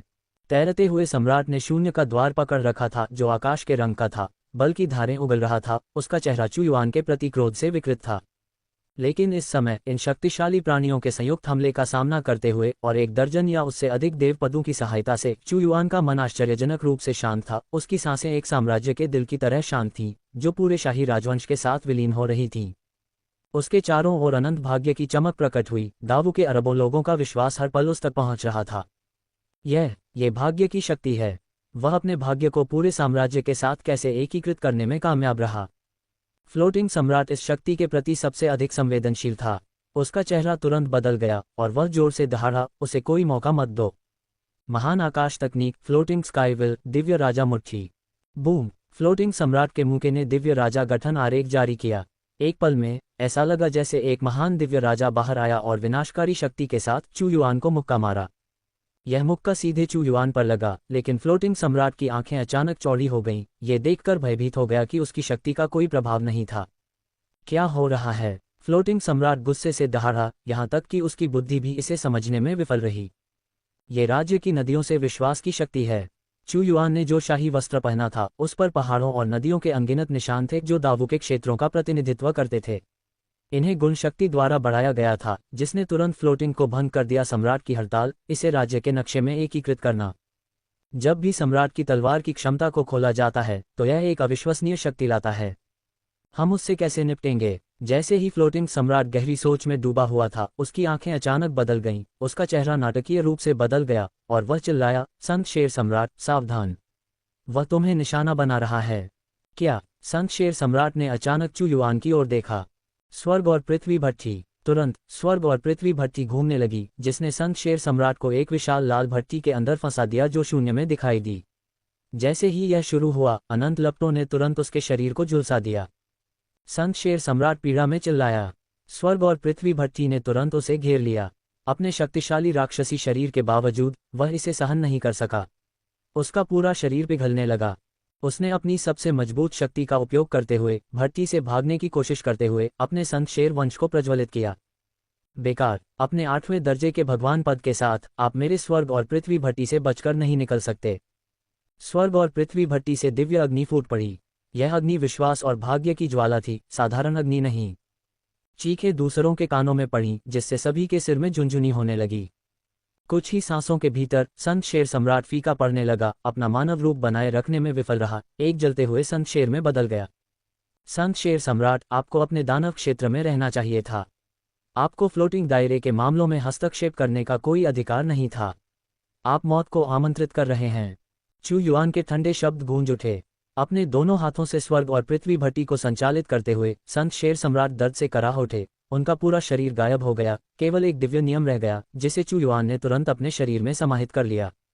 पवित्र सिंह महान सम्राट और लटकते आकाश सम्राट एक साथ आए। दोनों ही स्पष्ट रूप से बुरे इरादों को पाल रहे थे। लटकते आकाश क्षेत्र पर महान वू राजवंश के वर्चस्व और नियंत्रण को देखने के लिए तैयार नहीं थे। जिस दिन से पवित्र सिंह महान सम्राट वापस लौटे, उन्होंने बलपूर्वक पवित्र सिंह शाही राजवंश की स्थापना की थी। अपनी शक्ति से सभी पलटवार करने वाली ताकतों को दबाते हुए उन्होंने पवित्र सिंह शाही राजवंश की नियति का उपयोग अपने राज्य को भगवान की स्थिति के 8वें स्तर तक पहुंचने में मदद करने के लिए किया। अपने पवित्र सिंह वंश के साथ उनकी शक्ति भगवान की स्थिति के 9वें स्तर के बराबर है। हालांकि मेरा लटकता आकाश शाही शहर टूट गया था और मैं असफल हो गया हूं। क्या आपको लगता है कि इन मार्शल सम्राटों के साथ अकेले आप दानव रसातल सेना के खिलाफ लड़ने की क्षमता रखते हैं? मेरे दृष्टिकोण से यह एक चट्टान पर अंडे को फेंकने जैसा है। आज भले ही आप उसके सामने आत्मसमर्पण कर दें, जब भविष्य में दानव रसातल उतरेगा और शहर टूट जाएगा और लोग मरेंगे, तो हर कोई मर जाएगा। हैंगिंग स्काई सम्राट ने उदासीनता से कहा। क्या हैंगिंग स्काई सम्राट के पास कोई अंतर्दृष्टि है? किसी ने पूछा।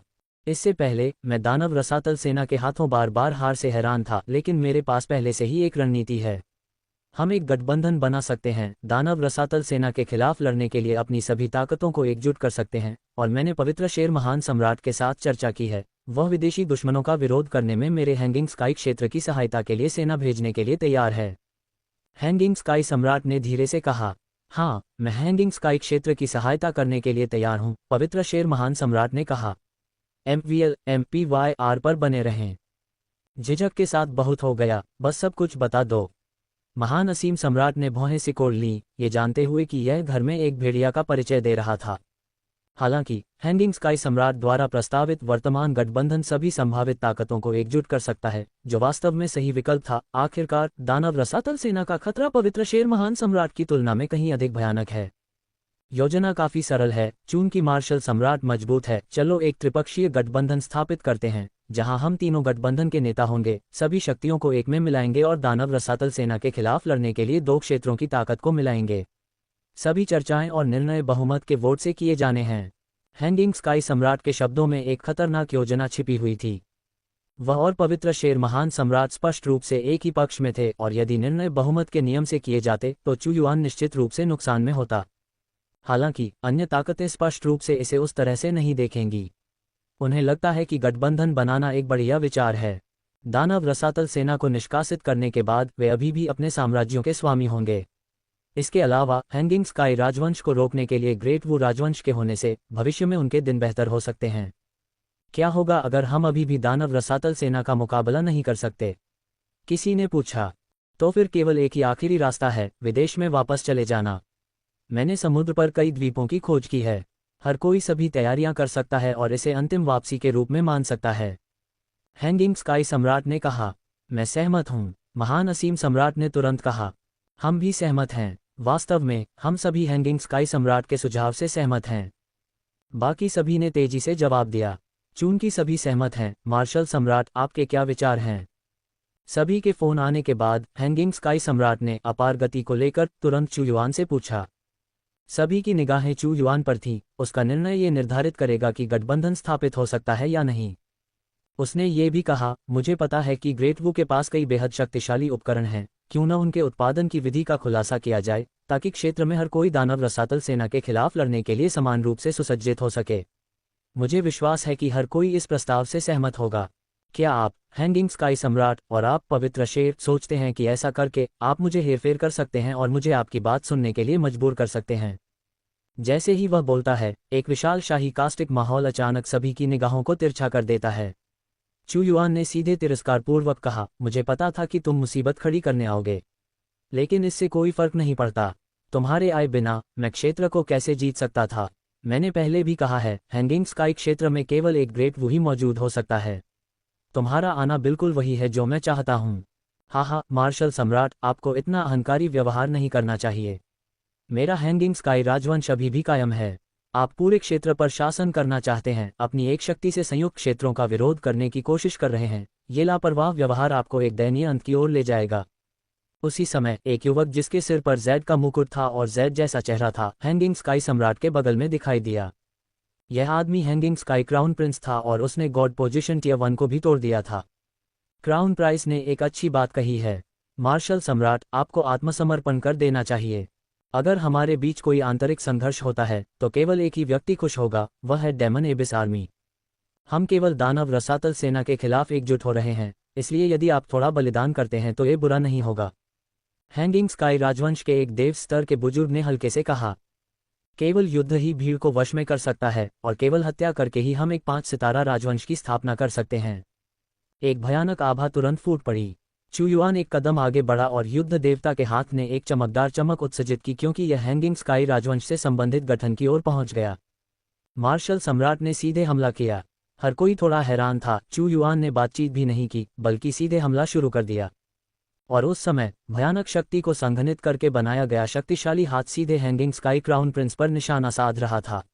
मौत की तलाश में। जाहिर है, हैंगिंग स्काई सम्राट जानता था कि क्राउन प्रिंस चू युआन का मुकाबला नहीं कर पाएगा।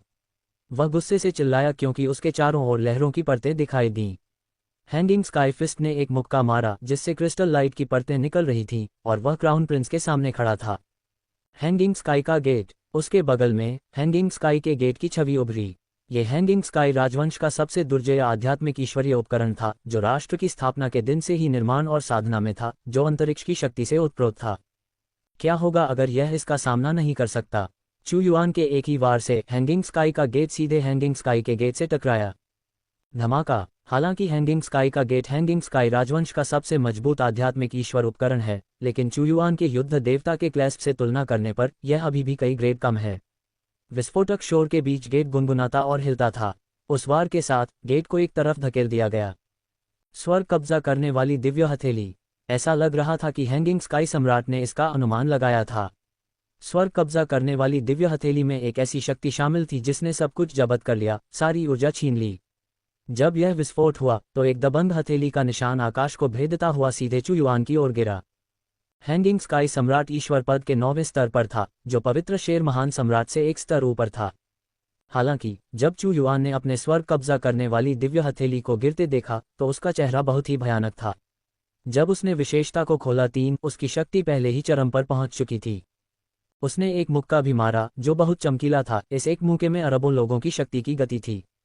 स्वर्ग को जब्त करने वाली दिव्य हथेली वास्तव में दुर्जेय थी, लेकिन जब चू युआन ने मुक्का मारा तो हथेली की शक्ति हवा में बिखर गई, जिससे लटकते आकाश सम्राट एक तरफ हिल गए और एक अंतर प्रकट हुआ जिसके माध्यम से संरक्षित लटकते आकाश राजकुमार को देखा जा सकता था। अच्छा नहीं, लटकते आकाश सम्राट ने तत्काल कहा, मर जाओ। चू युआन ने अपने बड़े हाथ से फिर से वार किया।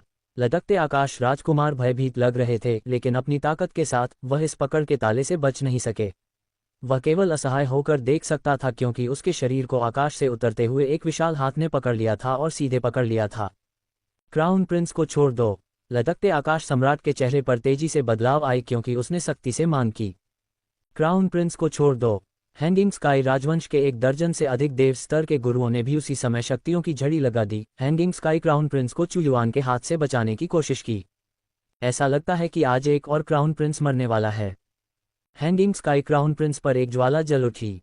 तीव्र दर्द ने हैंगिंग स्काई क्राउन प्रिंस को उन्मादपूर्ण तरीके से दहाड़ने पर मजबूर कर दिया। जैसे ही उसने चू युआन को गुस्से से कोसा, उसने दर्द के कारण हैंगिंग स्काई सम्राट से मदद की भीख मांगी। ये शोधन और भक्षण प्रक्रिया केवल कुछ सांसों तक चली। हैंगिंग स्काई क्राउन प्रिंस के देवपद के नियम मोटे खून के बादलों के साथ दूर हो गए और चू युआन के शरीर में समा गए। यह मेरा तुम्हारे लिए जवाब है। हैंगिंग स्काई राजवंश को मरना ही होगा। हम एक भी देवपद को जीवित नहीं छोड़ सकते। चू युआन भयानक और भयंकर था। हैंगिंग स्काई राजवंश के दर्जन भर या उससे अधिक देवपदों को ठंडे भाव से देख रहा था। पवित्र सिंह महान सम्राट चला गया है। पवित्र सिंह महान सम्राट को मार्शल सम्राट द्वारा मार दिया गया और परिष्कृत किया गया। ईश्वर पद 8वीं परत के एक शक्तिशाली राक्षस कबीले के सदस्य को कुछ ही चालों में मिटा दिया गया। वह लाल भट्टी वास्तव में क्या है? ये बहुत भयानक है। ... उस क्षण चू युआन ने पवित्र सिंह महान सम्राट को मारने और परिष्कृत करने के लिए स्वर्ग और पृथ्वी भट्टी का उपयोग किया, जिससे सभी के चेहरे डर से विकृत हो गए और भयभीत चीखें गूंज उठीं। शक्ति का ये स्तर बस एक अजेय शाही शक्ति तक पहुंच गया। मार्शल सम्राट, मार्शल सम्राट, मार्शल सम्राट। महान वू राजवंश के कई शक्तिशाली व्यक्ति दहाड़ उठे, मानो एक विशाल लहर होविंग इंपीरियल राजवंश की ओर दबाव डाल रही हो। पवित्र सिंह महान सम्राट मर चुका है। इस क्षण शक्तिशाली होविंग सम्राट के भी रोंगटे खड़े हो गए।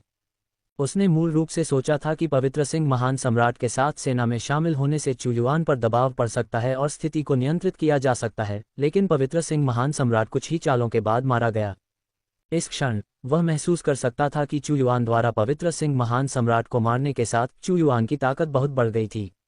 ऐसा लग रहा था जैसे उसने किसी तरह का अभ्यास किया था। भक्षण और परिष्कृत साधना तकनीक किसी भी चीज को मारने और परिष्कृत करने में सक्षम। MVLM-PR पर आगे क्या है, ये जाने। चू युआन को देखते हुए जो अडिग और अजेय था, उसके दिल में अनगिनत विचार उभरे, इससे पहले कि वह आखिरकार एक आदेश दे। भागो। उसके पास कोई विकल्प नहीं था। पवित्र शेर महान सम्राट की ताकत उससे ज्यादा कमजोर नहीं थी। अगर वह मर गया और अगर वह रुका तो वह भारी किस्मत का शिकार हो जाएगा। संभवतः पूरे होविंग इंपीरियल राजवंश की शक्ति बच नहीं पाएगी। भले ही वे इंपीरियल सिटी खो दें, शक्तिशाली सहयोगियों को बचाया जा सकता है। अगर चीजें गलत हो जाती हैं तो वे होविंग डोमेन छोड़ सकते हैं, इस बंजर भूमि को छोड़ सकते हैं, समुद्र में एक बड़े द्वीप पर शरण ले सकते हैं। होविंग सिटी ने मोटी चमक उगल दी, सभी को इसमें शामिल करने और अंतरिक्ष से बाहर निकलने की कोशिश कर रही थी।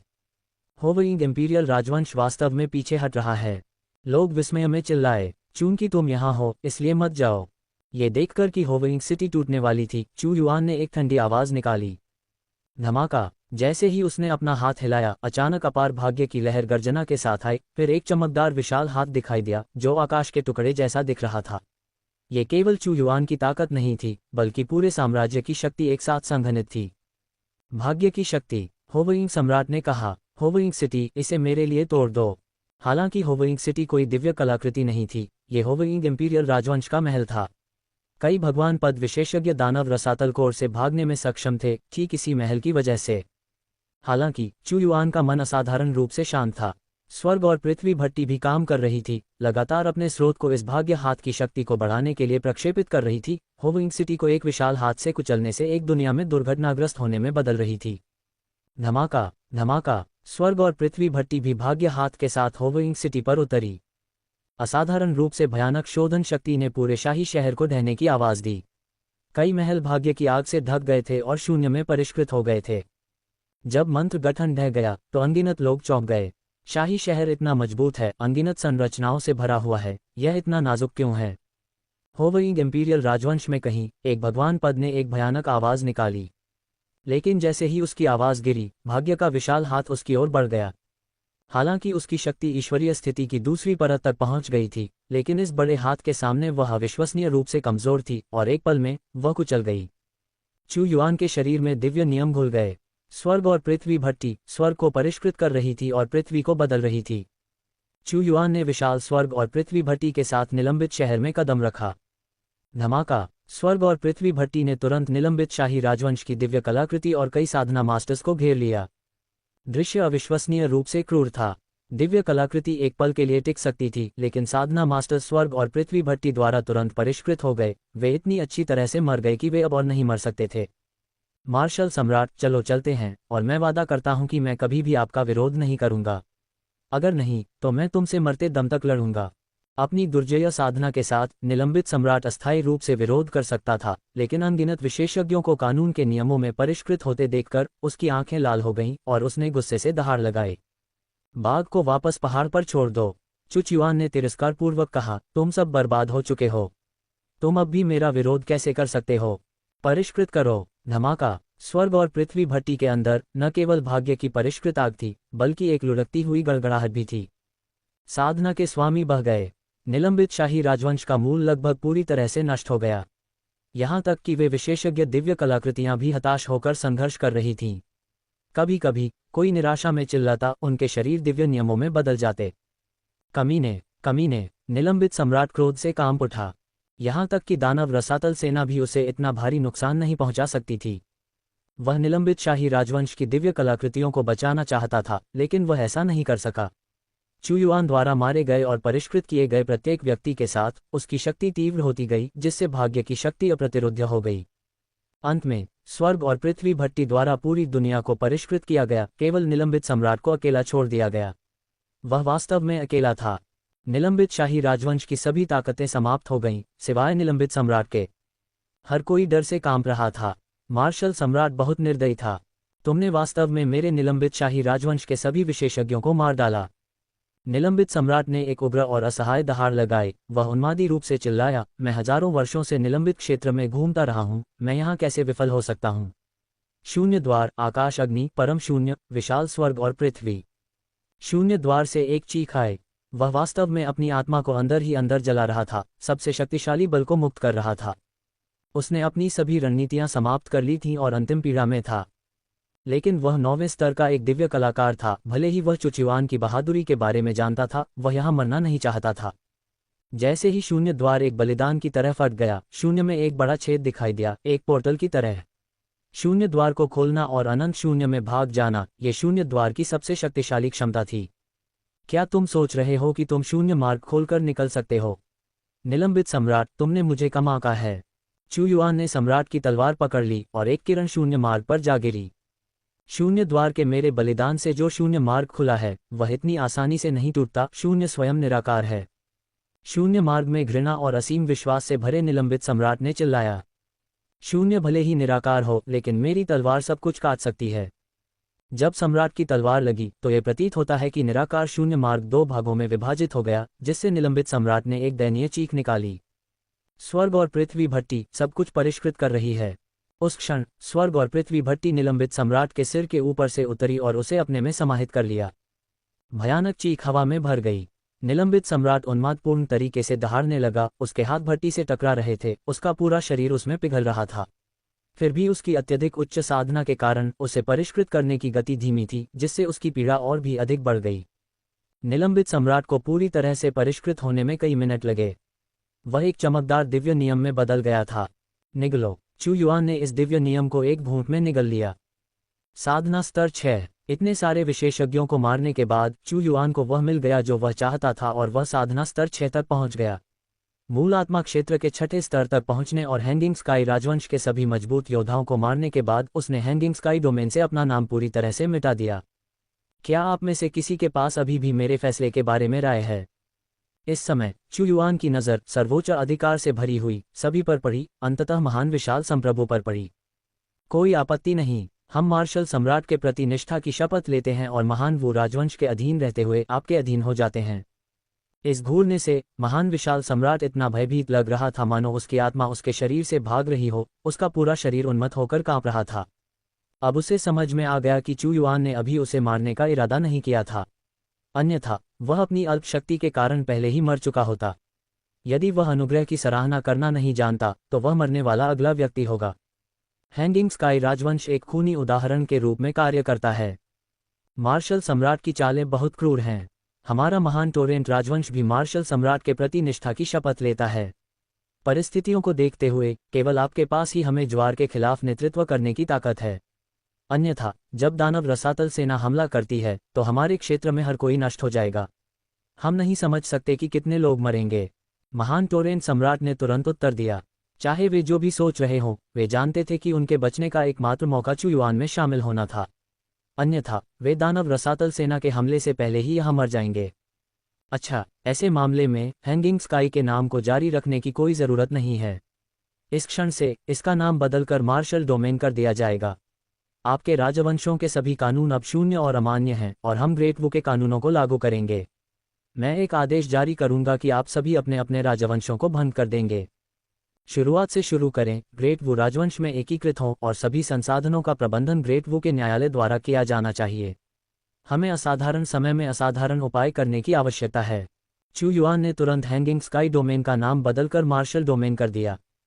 डिंग, ये पता चला है कि मेजबान की राष्ट्रीय शक्ति ने 5 सितारा शाही राजवंश में अपग्रेड करने के मानदंडों को पूरा किया है। क्या आप 5 सितारा शाही राजवंश में अपग्रेड करना चुनते हैं? विकल्प 1, 5 सितारा शाही राजवंश में अपग्रेड करें और 300 भाग्य अंक प्राप्त करें। विकल्प 2, अस्थायी रूप से 5 सितारा शाही राजवंश में अपग्रेड न करें और 300 भाग्य अंक प्राप्त करें। इन संप्रभुओं द्वारा ग्रेट वू को प्रस्तुत करने की इच्छा व्यक्त करने के बाद सिस्टम ने पाया कि ग्रेट वू की राष्ट्रीय शक्ति पदोन्नति के लिए आवश्यकताओं को पूरा करती है और विकल्प उपलब्ध कराती है।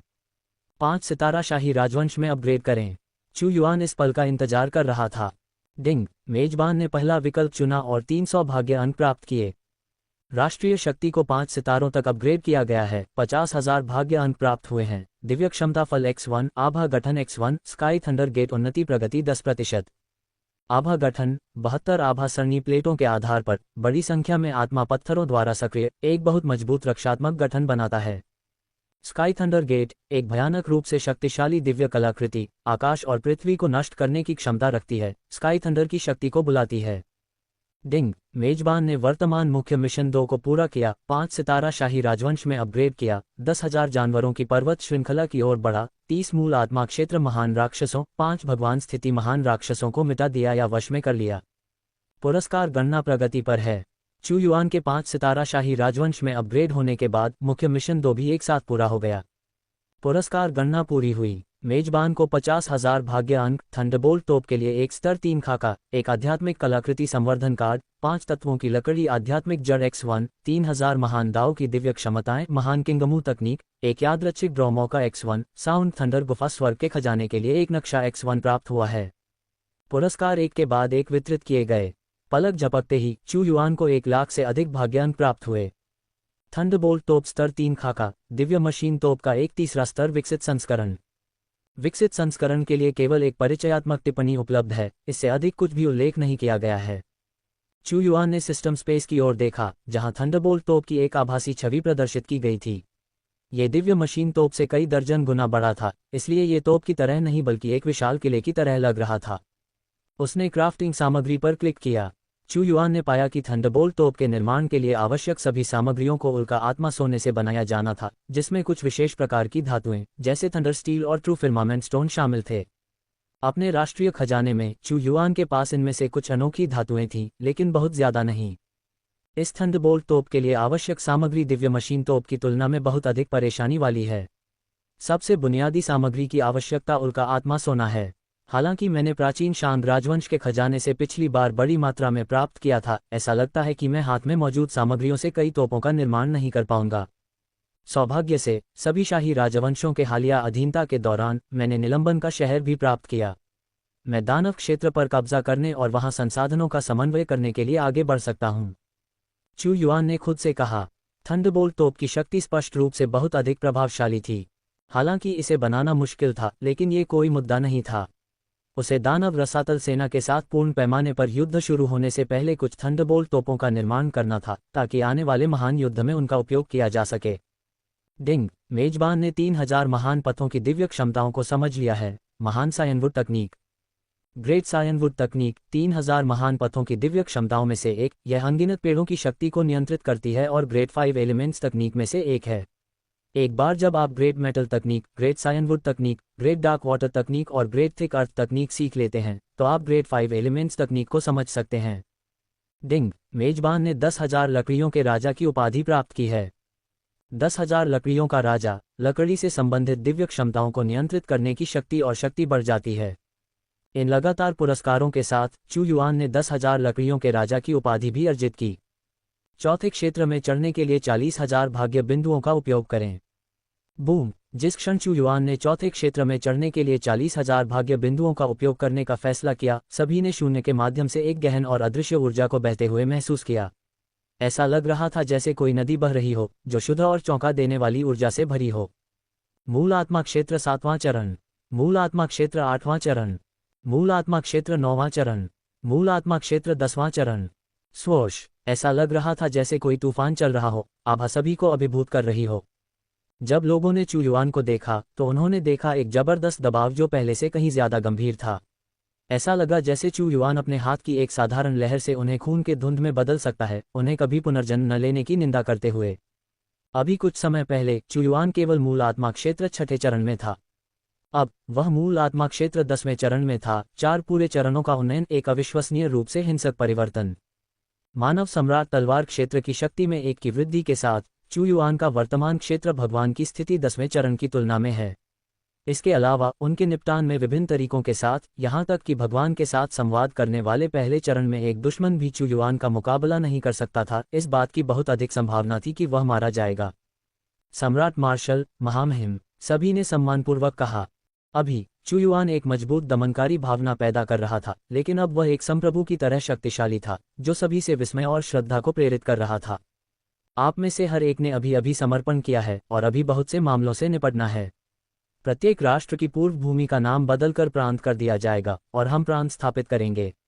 मैं सभी प्रांतीय विभागों को स्पिरिट युआन चावल वितरित करूंगा। चू युआन ने आगे कहा, हालांकि ये मामले सबसे जरूरी नहीं हैं। इस समय सबसे महत्वपूर्ण बात है दानव रसातल सेना का मुकाबला करना। मेरे पास जो जानकारी है उसके अनुसार दानव रसातल सेना वर्तमान में आराम कर रही है और आपूर्ति को फिर से भर रही है और किसी भी समय आक्रमण शुरू कर सकती है। इसलिए महान वुको कुलीनों का एक समूह संगठित करना चाहिए जो दानव रसातल सेना के खिलाफ खड़े हो सकें। महाराज, कृपया अपना आदेश दें। हम आज्ञा का पालन करेंगे और उसके अनुसार कार्य करेंगे। ग्रैंड बाउंडलेस किंग अब बहुत अधिक आज्ञाकारी हो गया था। 9वां शिविर पहले ही नष्ट हो चुका है। दानव रसातल में केवल 9 शिविर बचे हैं। इन 9 शिविरों की संयुक्त सेना में कई 100 मिलियन सैनिक होने चाहिए। उनमें से सबसे कमजोर भी मूल आत्मा क्षेत्र में हैं। उनसे निपटने के लिए केवल संख्याओं पर निर्भर रहना काम नहीं करेगा। मैं मार्शल डोमेन से भर्ती करूंगा, मूल आत्मा क्षेत्र में उन लोगों पर ध्यान केंद्रित करूंगा और उन्हें दिव्यभू सेना और 5 तत्वों की सेना में एकीकृत करूंगा। साथ ही जो लोग पोषण आत्मा के 10वें चरण तक पहुंच चुके हैं, मैं उन्हें बुलाऊंगा और मैं उन्हें यथासंभव तेजी से मूल आत्मा क्षेत्र में पहुंचने में मदद करने के लिए अमृत का उपयोग करूंगा। इसके अलावा सभी सेनाओं को अनगिनत अमृत वितरित किए जाएंगे ताकि अड़चनों में फंसे लोगों को अमृत की शक्ति से बलपूर्वक बाहर निकलने में मदद मिल सके। चू युआन ने आगे कहा, इसके अलावा विभिन्न युद्ध उपकरण जैसे कि God slaying crossbow, rocket crossbow आदि भी पूरी सेना को वितरित किए जाएंगे। हालांकि दानव रसातल सेना में केवल 100 मिलियन सैनिक शामिल थे, लेकिन उनमें से प्रत्येक एक दुर्जय योद्धा था जो सभी मूल आत्मा क्षेत्र में मौजूद थे। होवई डोमेन में यहाँ तक कि एक बार शानदार होविंग इंपीरियल राजवंश भी केवल सोल फोर्जिंग क्षेत्र से सैनिकों की भर्ती कर सकता था, जबकि मूल आत्मा क्षेत्र से सेनाओं में संगठित लोग फसल की क्रीम थे। मूल आत्मा क्षेत्र में पहुंचने से मार्शल कलाकारों को उड़ने की अनुमति मिली। 100 सोल फोर्जिंग क्षेत्र के सैनिक एक भी मूल आत्मा को नहीं हरा सकते थे। आखिरकार एक बार जब कोई उड़ना शुरू कर देता है तो कुछ विशेष तकनीकों को छोड़कर आप क्या कर सकते हैं? आप केवल मार खा सकते हैं। इस बार चू युआन ने पूरे डोमेन की शक्ति को इकट्ठा करने और मूल आत्माओं और उससे ऊपर की एक बड़ी सेना का आयोजन करने की योजना बनाई। हालांकि ऐसा लग रहा था कि उसने हर राजवंश पर कब्जा कर लिया था, फिर भी वे पूरी सेनाएं बनी रहीं। चू युआन उन्हें बाधित करना चाहता था, उनके मजबूत सदस्यों को 5 तत्वों की अभियान सेना में एकीकृत करना चाहता था। शेष सेना को प्रत्येक गवर्नर के महल के लिए रक्षात्मक सैनिकों के रूप में छोड़ दिया जाएगा। वह जानता था कि कभी कभी अधिक संख्या में लोगों का होना जरूरी नहीं होता, इससे अधिक अराजकता हो सकती है। ठीक वैसे ही जैसे होविंग इंपीरियल राजवंश के साथ लड़ाई में ग्रैंड शी इंपीरियल राजवंश के सैनिकों की खराब गुणवत्ता के कारण उन्हें होविंग इंपीरियल राजवंश की सेना द्वारा कुचल दिया गया। हाँ महाराज, हालांकि ये पूर्व शाही शासक चू युआन की गणना जानते थे, लेकिन वे क्या कर सकते थे? अगर वे अवज्ञा करते तो उनका भाग्य होविंग इंपीरियल राजवंश से बेहतर नहीं होता। जनरल फैंग, हालांकि संत शेर सम्राट को मार दिया गया है, संत शेर राजवंश अभी भी दानव क्षेत्र में मौजूद है। मेरे आदेश पर मैं आपको दानव क्षेत्र को जीतने के लिए अपने साथ जाने दूंगा और उनसे कहूंगा, जो लोग दावों के अधीन नहीं होंगे सभी देवताओं को बिना दया के मार दिया जाएगा। चू युआन ने एक और आदेश जारी किया। झू फैंग एक अमर फीनिक्स है जो अब भगवान की स्थिति में पहुंच गया है। राक्षसी जातियों में उसका दर्जा ऊंचा है। उसे विजय के लिए भेजना उन विशाल राक्षसों को अधीन करने का एक शानदार तरीका है। वह अपने हाथों में दानव क्षेत्र को मजबूती से नियंत्रित करना चाहता था।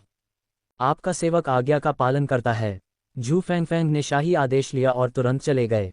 फूलिंग, अब जब आप एक गिल्ड नेता के रूप में भी दाव की राष्ट्रीय ताकत में वृद्धि के साथ 5 सितारों तक पदोन्नत हो गए हैं, तो ये वो सामग्री है जिसकी मुझे जरूरत है। जल्दी से उन्हें सभी देशों के राष्ट्रीय खजाने से छांटकर मेरे पास ले आओ।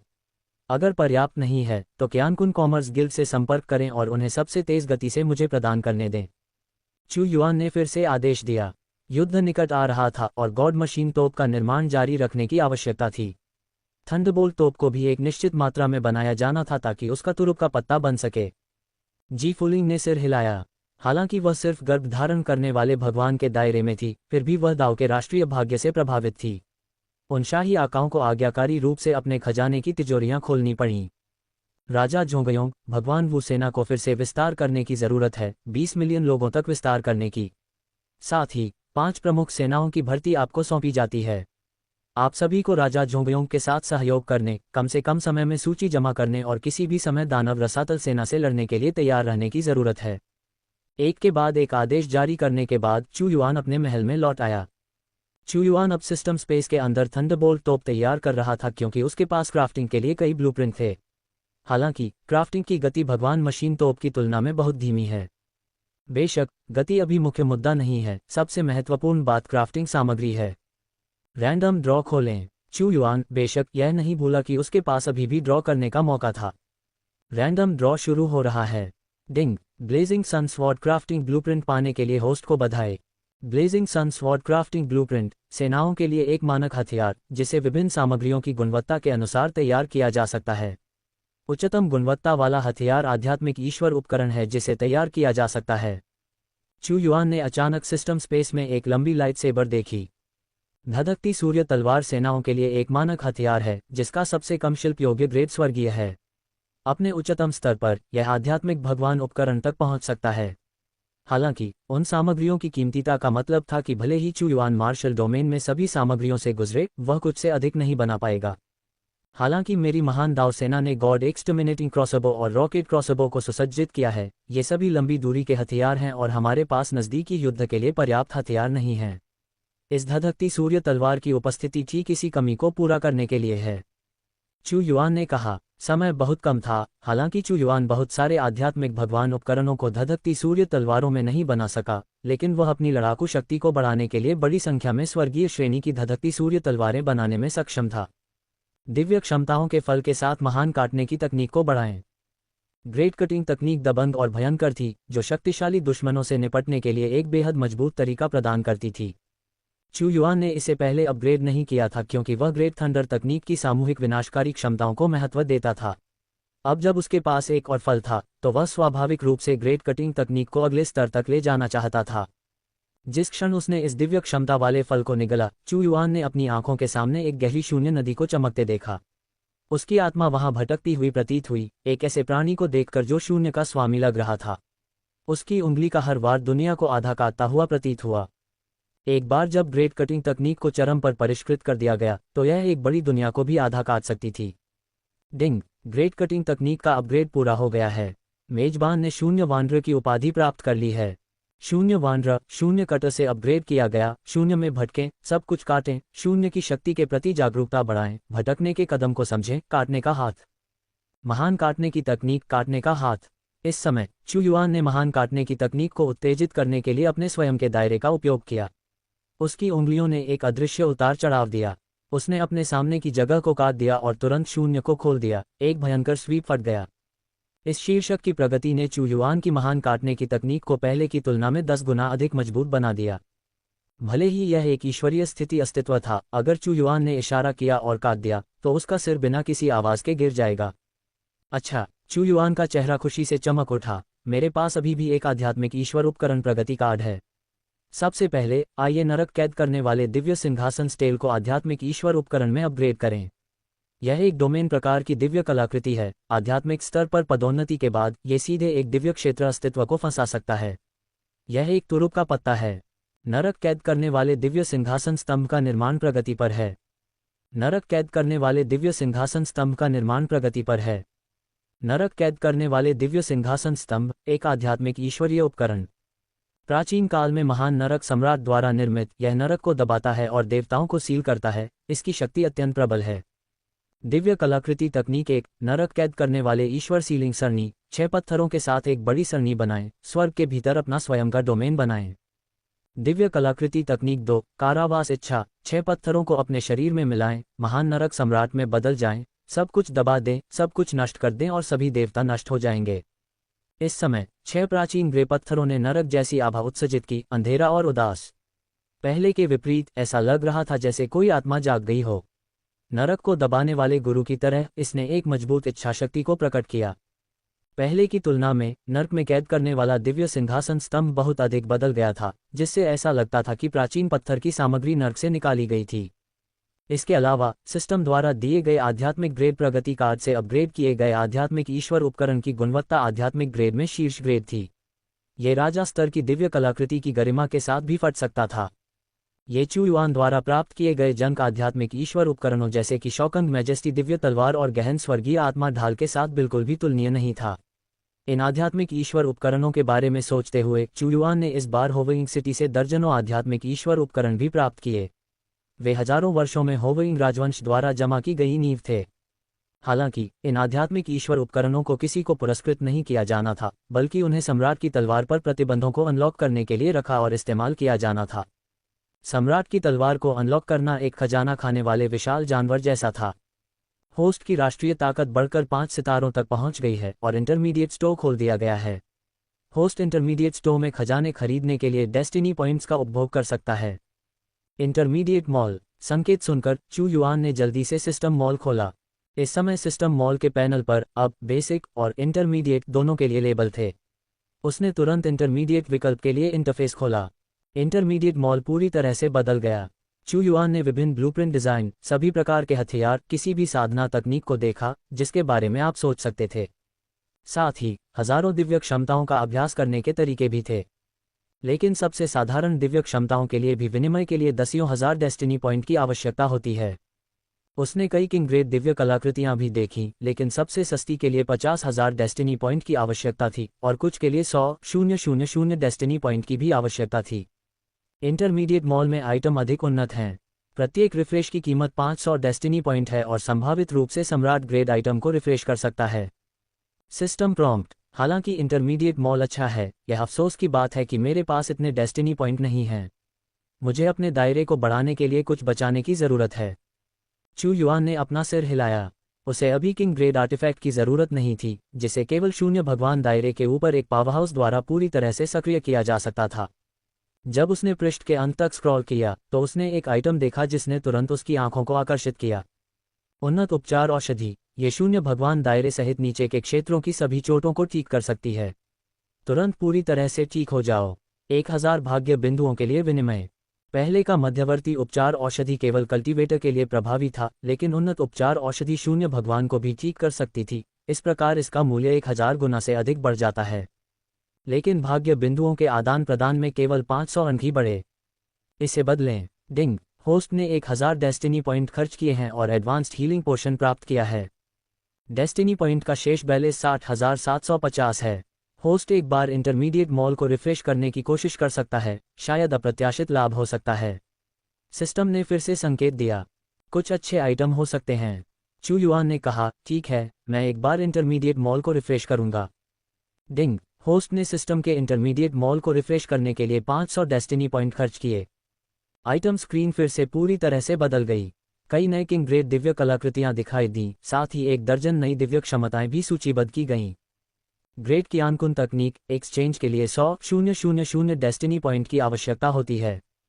ग्रेट एक्सटिंग्विशिंग तकनीक एक्सचेंज के लिए 100,000 डेस्टिनी पॉइंट की आवश्यकता होती है। ... वास्तव में 2 दिव्य क्षमताएं हैं, ग्रेट गोल्डन मेथड और ग्रेट ब्लैक वाटर मेथड। चू युआन ने विशेषता पैनल के अंत तक स्क्रॉल किया और ग्रेट गोल्डन विधि और ग्रेट ब्लैक वाटर विधि दोनों के लिए अभ्यास विधियों को देखा। ग्रेट गोल्डन तकनीक एक्सचेंज के लिए 20,000 डेस्टिनी पॉइंट की आवश्यकता होती है। ग्रेट ब्लैक वाटर तकनीक एक्सचेंज के लिए 20,000 डेस्टिनी पॉइंट की आवश्यकता होती है। अगर मैं 2 दिव्य क्षमताओं का आदान प्रदान करना चाहता हूं, तो उन्हें कुल 40,000 डेस्टिनी पॉइंट की आवश्यकता होगी। चू युआन को कभी भी पर्याप्त डेस्टिनी पॉइंट न मिलने का एहसास हुआ।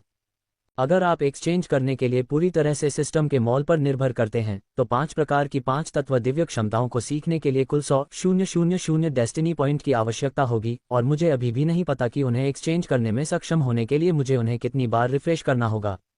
यदि आप 5 तत्व दिव्य क्षमताओं में महारत हासिल कर सकते हैं, तो आप महान 5 तत्व तकनीक में विकसित हो सकते हैं। होस्ट वर्तमान में 5 तत्व दिव्य क्षमताओं में महारत हासिल करता है और विनिमय करना चुनना संभव है। सिस्टम ने संकेत दिया, ये सही है, मेरा क्षेत्र साधना क्षेत्र के 10वें चरण में पहुंच गया है। अगर मैं भाग्य बिंदुओं के साथ आगे बढ़ना चाहता हूं, तो मुझे पहले भगवान की स्थिति को तोड़ना होगा। यह अफवाह है कि दानव सेना में देवता हैं। अगर मुझे महान 5 तत्व तकनीक मिलती है, तो 5 तत्वों को एकीकृत करने से मेरी ताकत बहुत बढ़ सकती है। चू युआन ने ज्यादा संकोच नहीं किया और जल्दी से आदान प्रदान करने का फैसला किया। डिंग, मेजबान ने 20,000 डेस्टिनी पॉइंट खर्च किए और ग्रेट गोल्डन तकनीक प्राप्त की। डिंग, मेजबान ने 20,000 डेस्टिनी पॉइंट खर्च किए और ग्रेट ब्लैक वाटर तकनीक प्राप्त की। डेस्टिनी पॉइंट का शेष बैलेंस 20,250 है। 40,000 डेस्टिनी पॉइंट खर्च करने के बाद चू युआन ने 2 दिव्य क्षमताओं का अभ्यास सुरक्षित कर लिया। तुरंत वह सिस्टम के भीतर से 2 अलग अलग रंग की धाराओं को महसूस कर सकता था और अपनी दिव्य आत्मा में प्रवेश कर सकता था। ऐसा लगा जैसे वह 5 तत्वों के स्रोत में तैर रहा था और उसकी आत्मा में अनगिनत एपिफनी उमड़ रही थी। डिंग, मेजबान ने ग्रेट गोल्डन तकनीक को महसूस किया और धातु का राजा की उपाधि प्राप्त की। डिंग, मेजबान ने ग्रेट ब्लैक वाटर तकनीक को महसूस किया और पानी का राजा की उपाधि प्राप्त की। डिंग, मेजबान ने 5 तत्व तकनीकों को समझ लिया, स्वचालित रूप से महान 5 तत्व तकनीक से मेल खाता है, और नया शीर्षक 5 तत्वों का नियंत्रक प्राप्त किया। 5 तत्वों का नियंत्रक महान स्वर्ण तकनीक, महान नीला लकड़ी तकनीक, महान काला पानी तकनीक, महान ज्वाला तकनीक, महान मोटी पृथ्वी तकनीक का प्रबंधन करता है। 5 तत्वों के गुणों में हेरफेर करता है, 5 तत्व क्षेत्र बनाता है और 5 तत्वों का एक छोटा शून्य बनाता है। महान 5 तत्व तकनीक। चू युआन ने अपना हाथ हिलाया। तुरंत 5 तत्वों की 5 प्रकार की ऊर्जाएं धातु, लकड़ी, जल, अग्नि और पृथ्वी ने एक डोमेन बनाया, जैसे कि विश्व निर्माण प्रक्रिया में सबसे बुनियादी 5 प्रकार की ऊर्जाएं। प्रत्येक विशेषता इतनी शक्तिशाली नहीं लगती थी, लेकिन जब पांचों ने परस्पर क्रिया की, तो इसने अराजकता की तरह एक अराजक रंग उत्पन्न किया। यह महान 5 तत्व तकनीक एक एकल 5 तत्व तकनीक से बहुत अधिक शक्तिशाली है। भाग्य बिंदु अच्छी तरह से खर्च किए गए थे। चू युआन ने कहा, होस्ट का दायरा जितना ऊंचा होगा, डेस्टिनी पॉइंट्स पुरस्कार उतने ही उदार होंगे, संपर्क कार्यों का स्तर उतना ही ऊंचा होगा और अधिक साइड क्वेस्ट खुलेंगे। सिस्टम ने संकेत दिया, लेकिन चाहे कितने भी डेस्टिनी पॉइंट्स हों, इस तरह की खपत के लिए कभी भी पर्याप्त नहीं होते। चू युआन ने अपना सिर हिलाया। इस समय उसने अपनी निगाह सिस्टम स्पेस की ओर घुमाई। इस अवधि के दौरान पहली थंडरबोल्ट तोप सफलतापूर्वक बनाई गई थी।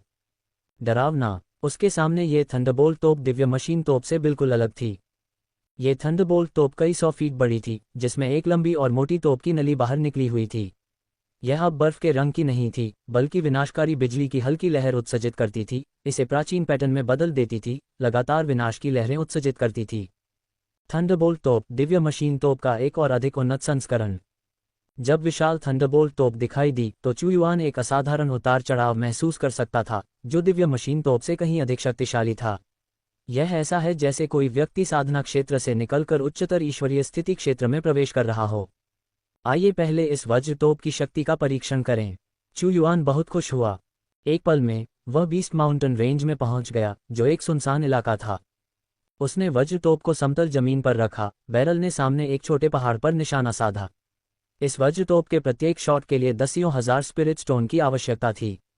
दिव्य मशीन तोप की तुलना में, जिसमें एक शॉट फायर करने के लिए केवल कुछ स्पिरिट स्टोन की आवश्यकता होती है, ये वास्तव में एक दुर्जेय सोना खाने वाला जानवर था।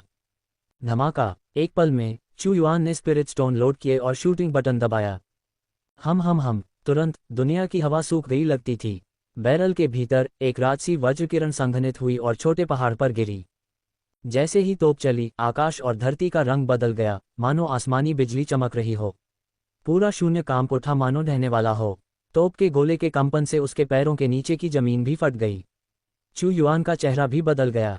चू युआन की आंखों के सामने एक चमकदार गरजती हुई रोशनी दिखाई दी, और जिस क्षण गरजती हुई रोशनी खत्म हुई, वह किरण ठीक छोटे पहाड़ की चोटी पर जा गिरी। ये वज्र तोप की शक्ति है। चू युआन ने देखा कि उसके सामने का छोटा पहाड़ समतल हो गया था। बिखरा हुआ नहीं, जमीन पर चट्टानें लुढ़क रही थीं, बल्कि गायब हो गया, बिना किसी निशान के पूरी तरह से गायब हो गया। ऐसा लग रहा था जैसे सामने एक खाली जगह थी। छोटा पहाड़ ऐसा था जैसे कभी था ही नहीं। थंडरबोल्ट तोप की शक्ति दिव्य तोप से कहीं ज्यादा थी। तुलना स्पष्ट रूप से असंगत थी। सामने की छोटी पहाड़ी पर बिजली की एक तीखी किरण गिरी, जिसने उसे तुरंत राख में बदल दिया और पूरी तरह से नष्ट कर दिया। बहुत शक्तिशाली, चू युआन ने कहा। ऐसा लग रहा था कि दिव्य तोप केवल एक सामान्य दिव्य कलाकृति थी, लेकिन थंडरबोल्ट तोप अपने तीसरे अपग्रेड स्तर के बाद एक आध्यात्मिक ईश्वरीय उपकरण की स्थिति तक पहुंच गई थी। इसकी शक्ति कई गुना बढ़ गई थी, जिसने उसे निराश नहीं किया। हालांकि इसके निर्माण के लिए आवश्यक सामग्री बेहद सख्त थी। चू युआन ने कई देशों पर विजय प्राप्त करने और बड़ी संख्या में खजाने प्राप्त करने के बाद भी वह इनमें से कई तोपों का निर्माण नहीं कर सका। भले ही वह निलंबित क्षेत्र से सभी सामग्री एकत्र कर ले, लेकिन वह थोड़े समय में उनमें से केवल 100 या 200 ही बना सकता था। लेकिन इनमें से 100 या 200 तोपें भी जब छोड़ी जाती हैं तो सीधे एक ईश्वर स्तरीय प्राणी को मार सकती हैं। यहाँ तक कि एक देव स्तर के योद्धा को भी प्रतिरोध करने के लिए अपने देव स्तर के कानूनों का उपयोग करने की आवश्यकता होगी। यदि उस दिन जलधारा के मैदानों पर हजारों वज्र तोपें होती, तो आक्रमणकारी शाही राजवंश की सेनाएं तुरंत रह जाती और उसे इतने सारे लोग नहीं खोने पड़ते। ये दानव रसातल सेना के विरुद्ध मेरा हथियार होगा। चू युआन ने वज्र तोप को दूर रख दिया। दानव रसातल सेना ने पहले ही ग्रेट वू के बारे में काफी जानकारी एकत्र कर ली होगी, लेकिन उन्हें इस वज्र तोप के बारे में नहीं पता होगा। भले ही दानव रसातल राजवंश के पास दिव्य देवता हो, लेकिन उनकी छोटी छापामार सेना के पास ऐसे हथियार नहीं होंगे। पलक झपकते ही आधा महीना बीत गया। इस आधे महीने के दौरान दावू ने अपनी सेना का सबसे तेज गति से विस्तार किया था। देव मार्शल आर्मी सबसे पहले उग्र सूर्य ब्लेड से सुसज्जित थी। सैनिकों की संख्या भी 20 मिलियन तक बढ़ गई थी, जो दानव रसातल सेना का सामना करने के लिए पर्याप्त थी। लेकिन चू युआन ने पूरी सेना को अपने राष्ट्र की शक्ति से ढक दिया, जिससे उन्हें ताकत मिली। उसने उन्हें सबसे बेहतरीन हथियार भी दिए, मार्शल डोमेन की शक्ति को एकीकृत किया। भगवान मार्शल सेना के सामने भी दानव रसातल सेना कोई फायदा नहीं उठा सकी और इसके बजाय उसे भारी नुकसान उठाना पड़ा। फिर से अच्छी खबर आई। झू फैंगफैंग दानव क्षेत्र में गया। जब दानव क्षेत्र के राक्षसों को पता चला कि संत शेर सम्राट को मार दिया गया है, तो उन्होंने ज्यादा विरोध नहीं किया। चू युआन की निरोध और झू फैंगफैंग की अमर फीनिक्स वंश की दोहरी धमकी के तहत उन्होंने जल्दी से ग्रेट वू का पक्ष लिया। यह आश्चर्य की बात नहीं थी। संत शेर सम्राट के राज्य की स्थापना बहुत पहले नहीं हुई थी और उसने एक ठोस नींव नहीं बनाई थी। कई शक्तिशाली राक्षसों को उसकी शक्ति ने जीत लिया था। अब जबकि संत सिंह सम्राट मर चुका था, वे स्वाभाविक रूप से विरोध नहीं करेंगे। चू युआन ने यह भी महसूस किया कि दानव क्षेत्र की त्वरित अधीनता काफी हद तक झू फैंगफैंग के कारण थी। अमर फीनिक्स की रक्तरेखा शक्ति होने के कारण राक्षसों के बीच इन नेताओं के लिए अधीनता स्वीकार करना शर्मनाक नहीं था। दानव क्षेत्र लंबे समय से युद्ध में था और क्योंकि इसके निवासी पशुवत थे, चू युआन ने जू फेंगफेंग को दानव शक्तियों को इकट्ठा करने और जैसे ही वे आत्मसमर्पण करते हैं, मार्शल डोमेन में दानव रसातल के खिलाफ युद्ध का समर्थन करने के लिए जाने का आदेश दिया। दानव क्षेत्र में 40 देवस्तरीय प्राणी थे। डार्क साइलेंट बर्ड जनजाति और फॉरेस्ट राइनो जनजाति, जिसे उसने पहले अपने अधीन कर लिया था, में कुल 7 थे। राक्षसों की कुल संख्या 47 है। मार्शल डोमेन, जिसे उसने पहले अपने अधीन कर लिया था, में 17 थे। कुल मिलाकर 64 देवस्तरीय प्राणी थे। यदि उसने निलंबित शाही राजवंश के सभी देव स्तर के प्राणियों का उन्मूलन नहीं किया होता और दानव क्षेत्र और संत सिंह सम्राट के बीच युद्ध नहीं हुआ होता तो ये संख्या और भी अधिक होती। इतने सारे शक्तिशाली लोगों के साथ चू युआन अब दानव रसातल सेना पर हमला कर सकता था। दानव रसातल सेना अब निलंबित शाही शहर में एकत्र हुई थी। निलंबित शाही शहर पर सीधा हमला करने के बजाय चू युआन ने अपनी सेना के पावरहाउस को दानव रसातल सेना द्वारा कब्जा किए गए शहरों पर नियंत्रण हासिल करने का आदेश दिया और फिर अन्य लोगों के कब्जे में आने के बाद निलंबित शाही शहर पर हमला करने के लिए स्प्रिंग बोर्ड बनाया। निलंबित शाही शहर मार्शल डोमेन के ठीक केंद्र में था। मूल रूप से मार्शल डोमेन के सभी लोग निराश महसूस करते थे क्योंकि दानव रसातल सेना उतरी थी और पावरहाउस का वध किया गया था। हालांकि चू युआन अचानक एक बड़ी गति के साथ आया, सभी क्षेत्र बलों को एकजुट किया, सैनिकों और घोड़ों को बार बार भूमि और नदियों को शामिल करने के लिए भेजा और विस्थापित लोगों को बचाया। महान वू राजवंश की आबादी हर पल बढ़ रही है। दानव रसातल सेना ने चू युआन की सेना पर कई हमले भी किए हैं, लेकिन ये हमले उनके शुरुआती हमले से बिल्कुल अलग थे। हर सदस्य ग्रेट वू के हथियारों से लैस था। पिछले शाही राजवंश कई थे लेकिन उनकी शक्ति बिखरी हुई थी, लेकिन इस बार यह पूरी तरह से एकीकृत था। कई भगवान पदों के साथ उन्हें कोई फायदा नहीं हुआ। दानव रसातल सेना का सफाया करने के लिए मार्शल डोमेन वास्तव में एकीकृत और हावी हो सकता है। ब्रह्मांड भट्टी में उबलती हुई जीवन शक्ति को देखकर चू युआन ने अचानक कहा, वफादार और बहादुर राजा, मैं शाही राजवंश के भाग्य की शक्ति का उपयोग करके आपको भगवान पद कानून को संघनित करने और भगवान पद को तोड़ने में मदद करूंगा। धमाका! भाग्य की एक जबरदस्त शक्ति अचानक लू कियानफू पर उतरी। लू कियानफू मूल रूप से सेना का नेतृत्व कर रहा था। अचानक वह इस शक्ति से बढ़ गया। उसका 10 गुना भगवान से भरा क्षेत्र तेजी से बढ़ गया, सीधे अपने स्वयं के भगवान पद कानून को संघनित किया और भगवान पद क्षेत्र का प्राणी बन गया। आखिरकार ग्रेट वू अब एक 5 सितारा शाही राजवंश है। जब जू फेंगफेंग ने भगवान की स्थिति को मजबूत करने में सहायता की तब भी यह 4 सितारा था। एक 5 सितारा शाही राजवंश की नियति इतनी भारी है कि भले ही चू युआन जानबूझकर किसी विशिष्ट व्यक्ति पर नियति शक्ति लागू न करे, लेकिन नियति की शक्ति पर भरोसा करते हुए ग्रेट वू का प्रत्येक नागरिक पहले की तुलना में तेजी से दायरे को तोड़ने की शक्ति प्राप्त कर सकता है। इसके अलावा चू युआन मानव सम्राट शास्त्र का अभ्यास करता है और नियति का उपयोग आकाश लटका शाही राजवंश की पहुंच से परे है। क्या मैंने भगवान की स्थिति प्राप्त की? लू कियानफू ने अपनी मुट्ठी भींच ली। वह कल्पना नहीं कर सकता था कि वह कुछ साल पहले सिर्फ एक बिस्तर पर पड़ा हुआ मरीज था, लेकिन पिछले सम्राट की मृत्यु के बाद चू युआन सिंहासन पर चढ़ा। न केवल उसकी चोटें ठीक हो गईं, बल्कि उसने ग्रेट वू के अभियानों के दौरान ग्रेट वू को 5 सितारा शाही राजवंश बनते भी देखा। उसने भी भगवान की स्थिति प्राप्त की। महामहिम के लिए मैं अपना सब कुछ, यहाँ तक कि अपना जीवन भी समर्पित करने को तैयार हूँ, लू कियानफू ने दृढ़ता से कहा। भाग्य उधार लेकर लू कियानफू के भगवान पद पर आसीन होने के साथ जू फेंगफेंग के साथ ग्रेट वू के पास अब 66 भगवान पद हैं। ग्रेट वू के 33वें वर्ष का अंत आ गया। दानव रसातल सेना कई महीनों से मार्शल डोमेन को तबाह कर रही है। ग्रेट वू के 33वें वर्ष के इस वर्ष में मार्शल डोमेन में कई घटनाएं घटी हैं। सबसे पहले चू युआन ने शुक्सी मैदान पर स्काई हैंगिंग इंपीरियल राजवंश के साथ युद्ध किया, फिर ग्रेट अर्थक्वेक राजवंश का सफाया कर दिया। फिर जब दोनों राष्ट्र ठीक हो रहे थे तो सभी को लगा कि दोनों राष्ट्रों के बीच करो या मरो की लड़ाई होगी। अप्रत्याशित रूप से दानव रसातल सेना आ गई। स्काई हैंगिंग इंपीरियल राजवंश ने चू युआन को आत्मसमर्पण करने के लिए मजबूर करने का इरादा रखते हुए पीछे हटना शुरू कर दिया, लेकिन चू युआन ने अपने सभी शाही प्रभुओं को मार डाला, जिसमें मुख्य स्वामी भी शामिल था। स्काई हैंगिंग डोमेन का नाम बदलकर मार्शल डोमेन कर दिया गया है। 5 स्टार इंपीरियल राजवंश भी ग्रेट वू राजवंश बन गया है। इस बीच चू युआन ने लोगों को दुर्दशा से बचाने के लिए सेना भी भेजी। 5 तत्वों की सेना केवल एक सामान्य शब्द है। प्रत्येक सेना के भीतर अनगिनत उपविभाग हैं। सभी को आश्चर्य होता है कि प्रारंभिक टकराव के अलावा दानव रसातल सेना ने महान वू राजवंश से लड़ने के लिए एक बड़ी सेना भेजी, लेकिन कई हार के बाद वे सभी आकाश लटकते शाही शहर में इकट्ठा हुए, महान वू राजवंश द्वारा भूमि और नदियों की विजय को अनदेखा करते हुए। यह अजीब नहीं है। दानव रसातल सेना को इन क्षेत्रों की परवाह नहीं है। वे केवल महान वू को नष्ट करने, सभी बाधाओं को पूरी तरह से हटाने के बारे में परवाह करते हैं। इन क्षेत्रों की रक्षा करने में सैनिकों को बर्बाद करने की कोई आवश्यकता नहीं है। ऐसा लगता है कि वे जानबूझकर आकाश लटकते शाही शहर के भीतर महान वू की सेना के आगमन की प्रतीक्षा कर रहे हैं, अंतिम लड़ाई के लिए अपनी तत्परता दिखा रहे हैं। समय तेजी से बीत रहा है, 33 साल बीत चुके हैं। ग्रेट वू के 34वें वर्ष के पहले दिन अभी भी कब्जे में लिए गए स्काई हैंगिंग इंपीरियल सिटी को छोड़कर अन्य सभी क्षेत्र चू युआन के नियंत्रण में आ गए हैं। दानव रसातल सेना अब स्काई हैंगिंग इंपीरियल सिटी में है और अभी भी एक इंपीरियल सिटी है जिस पर विजय प्राप्त नहीं की गई है। यदि यह इस सेना का सफाया नहीं करती है तो यह मार्शल डोमेन पूरी तरह से मेरा नहीं है। चू युआन ने पीपल सम्राट की तलवार पर पूरे साम्राज्य के नक्शे को देखा, जिसमें स्काई हैंगिंग इंपीरियल सिटी का केवल मध्य भाग गायब था।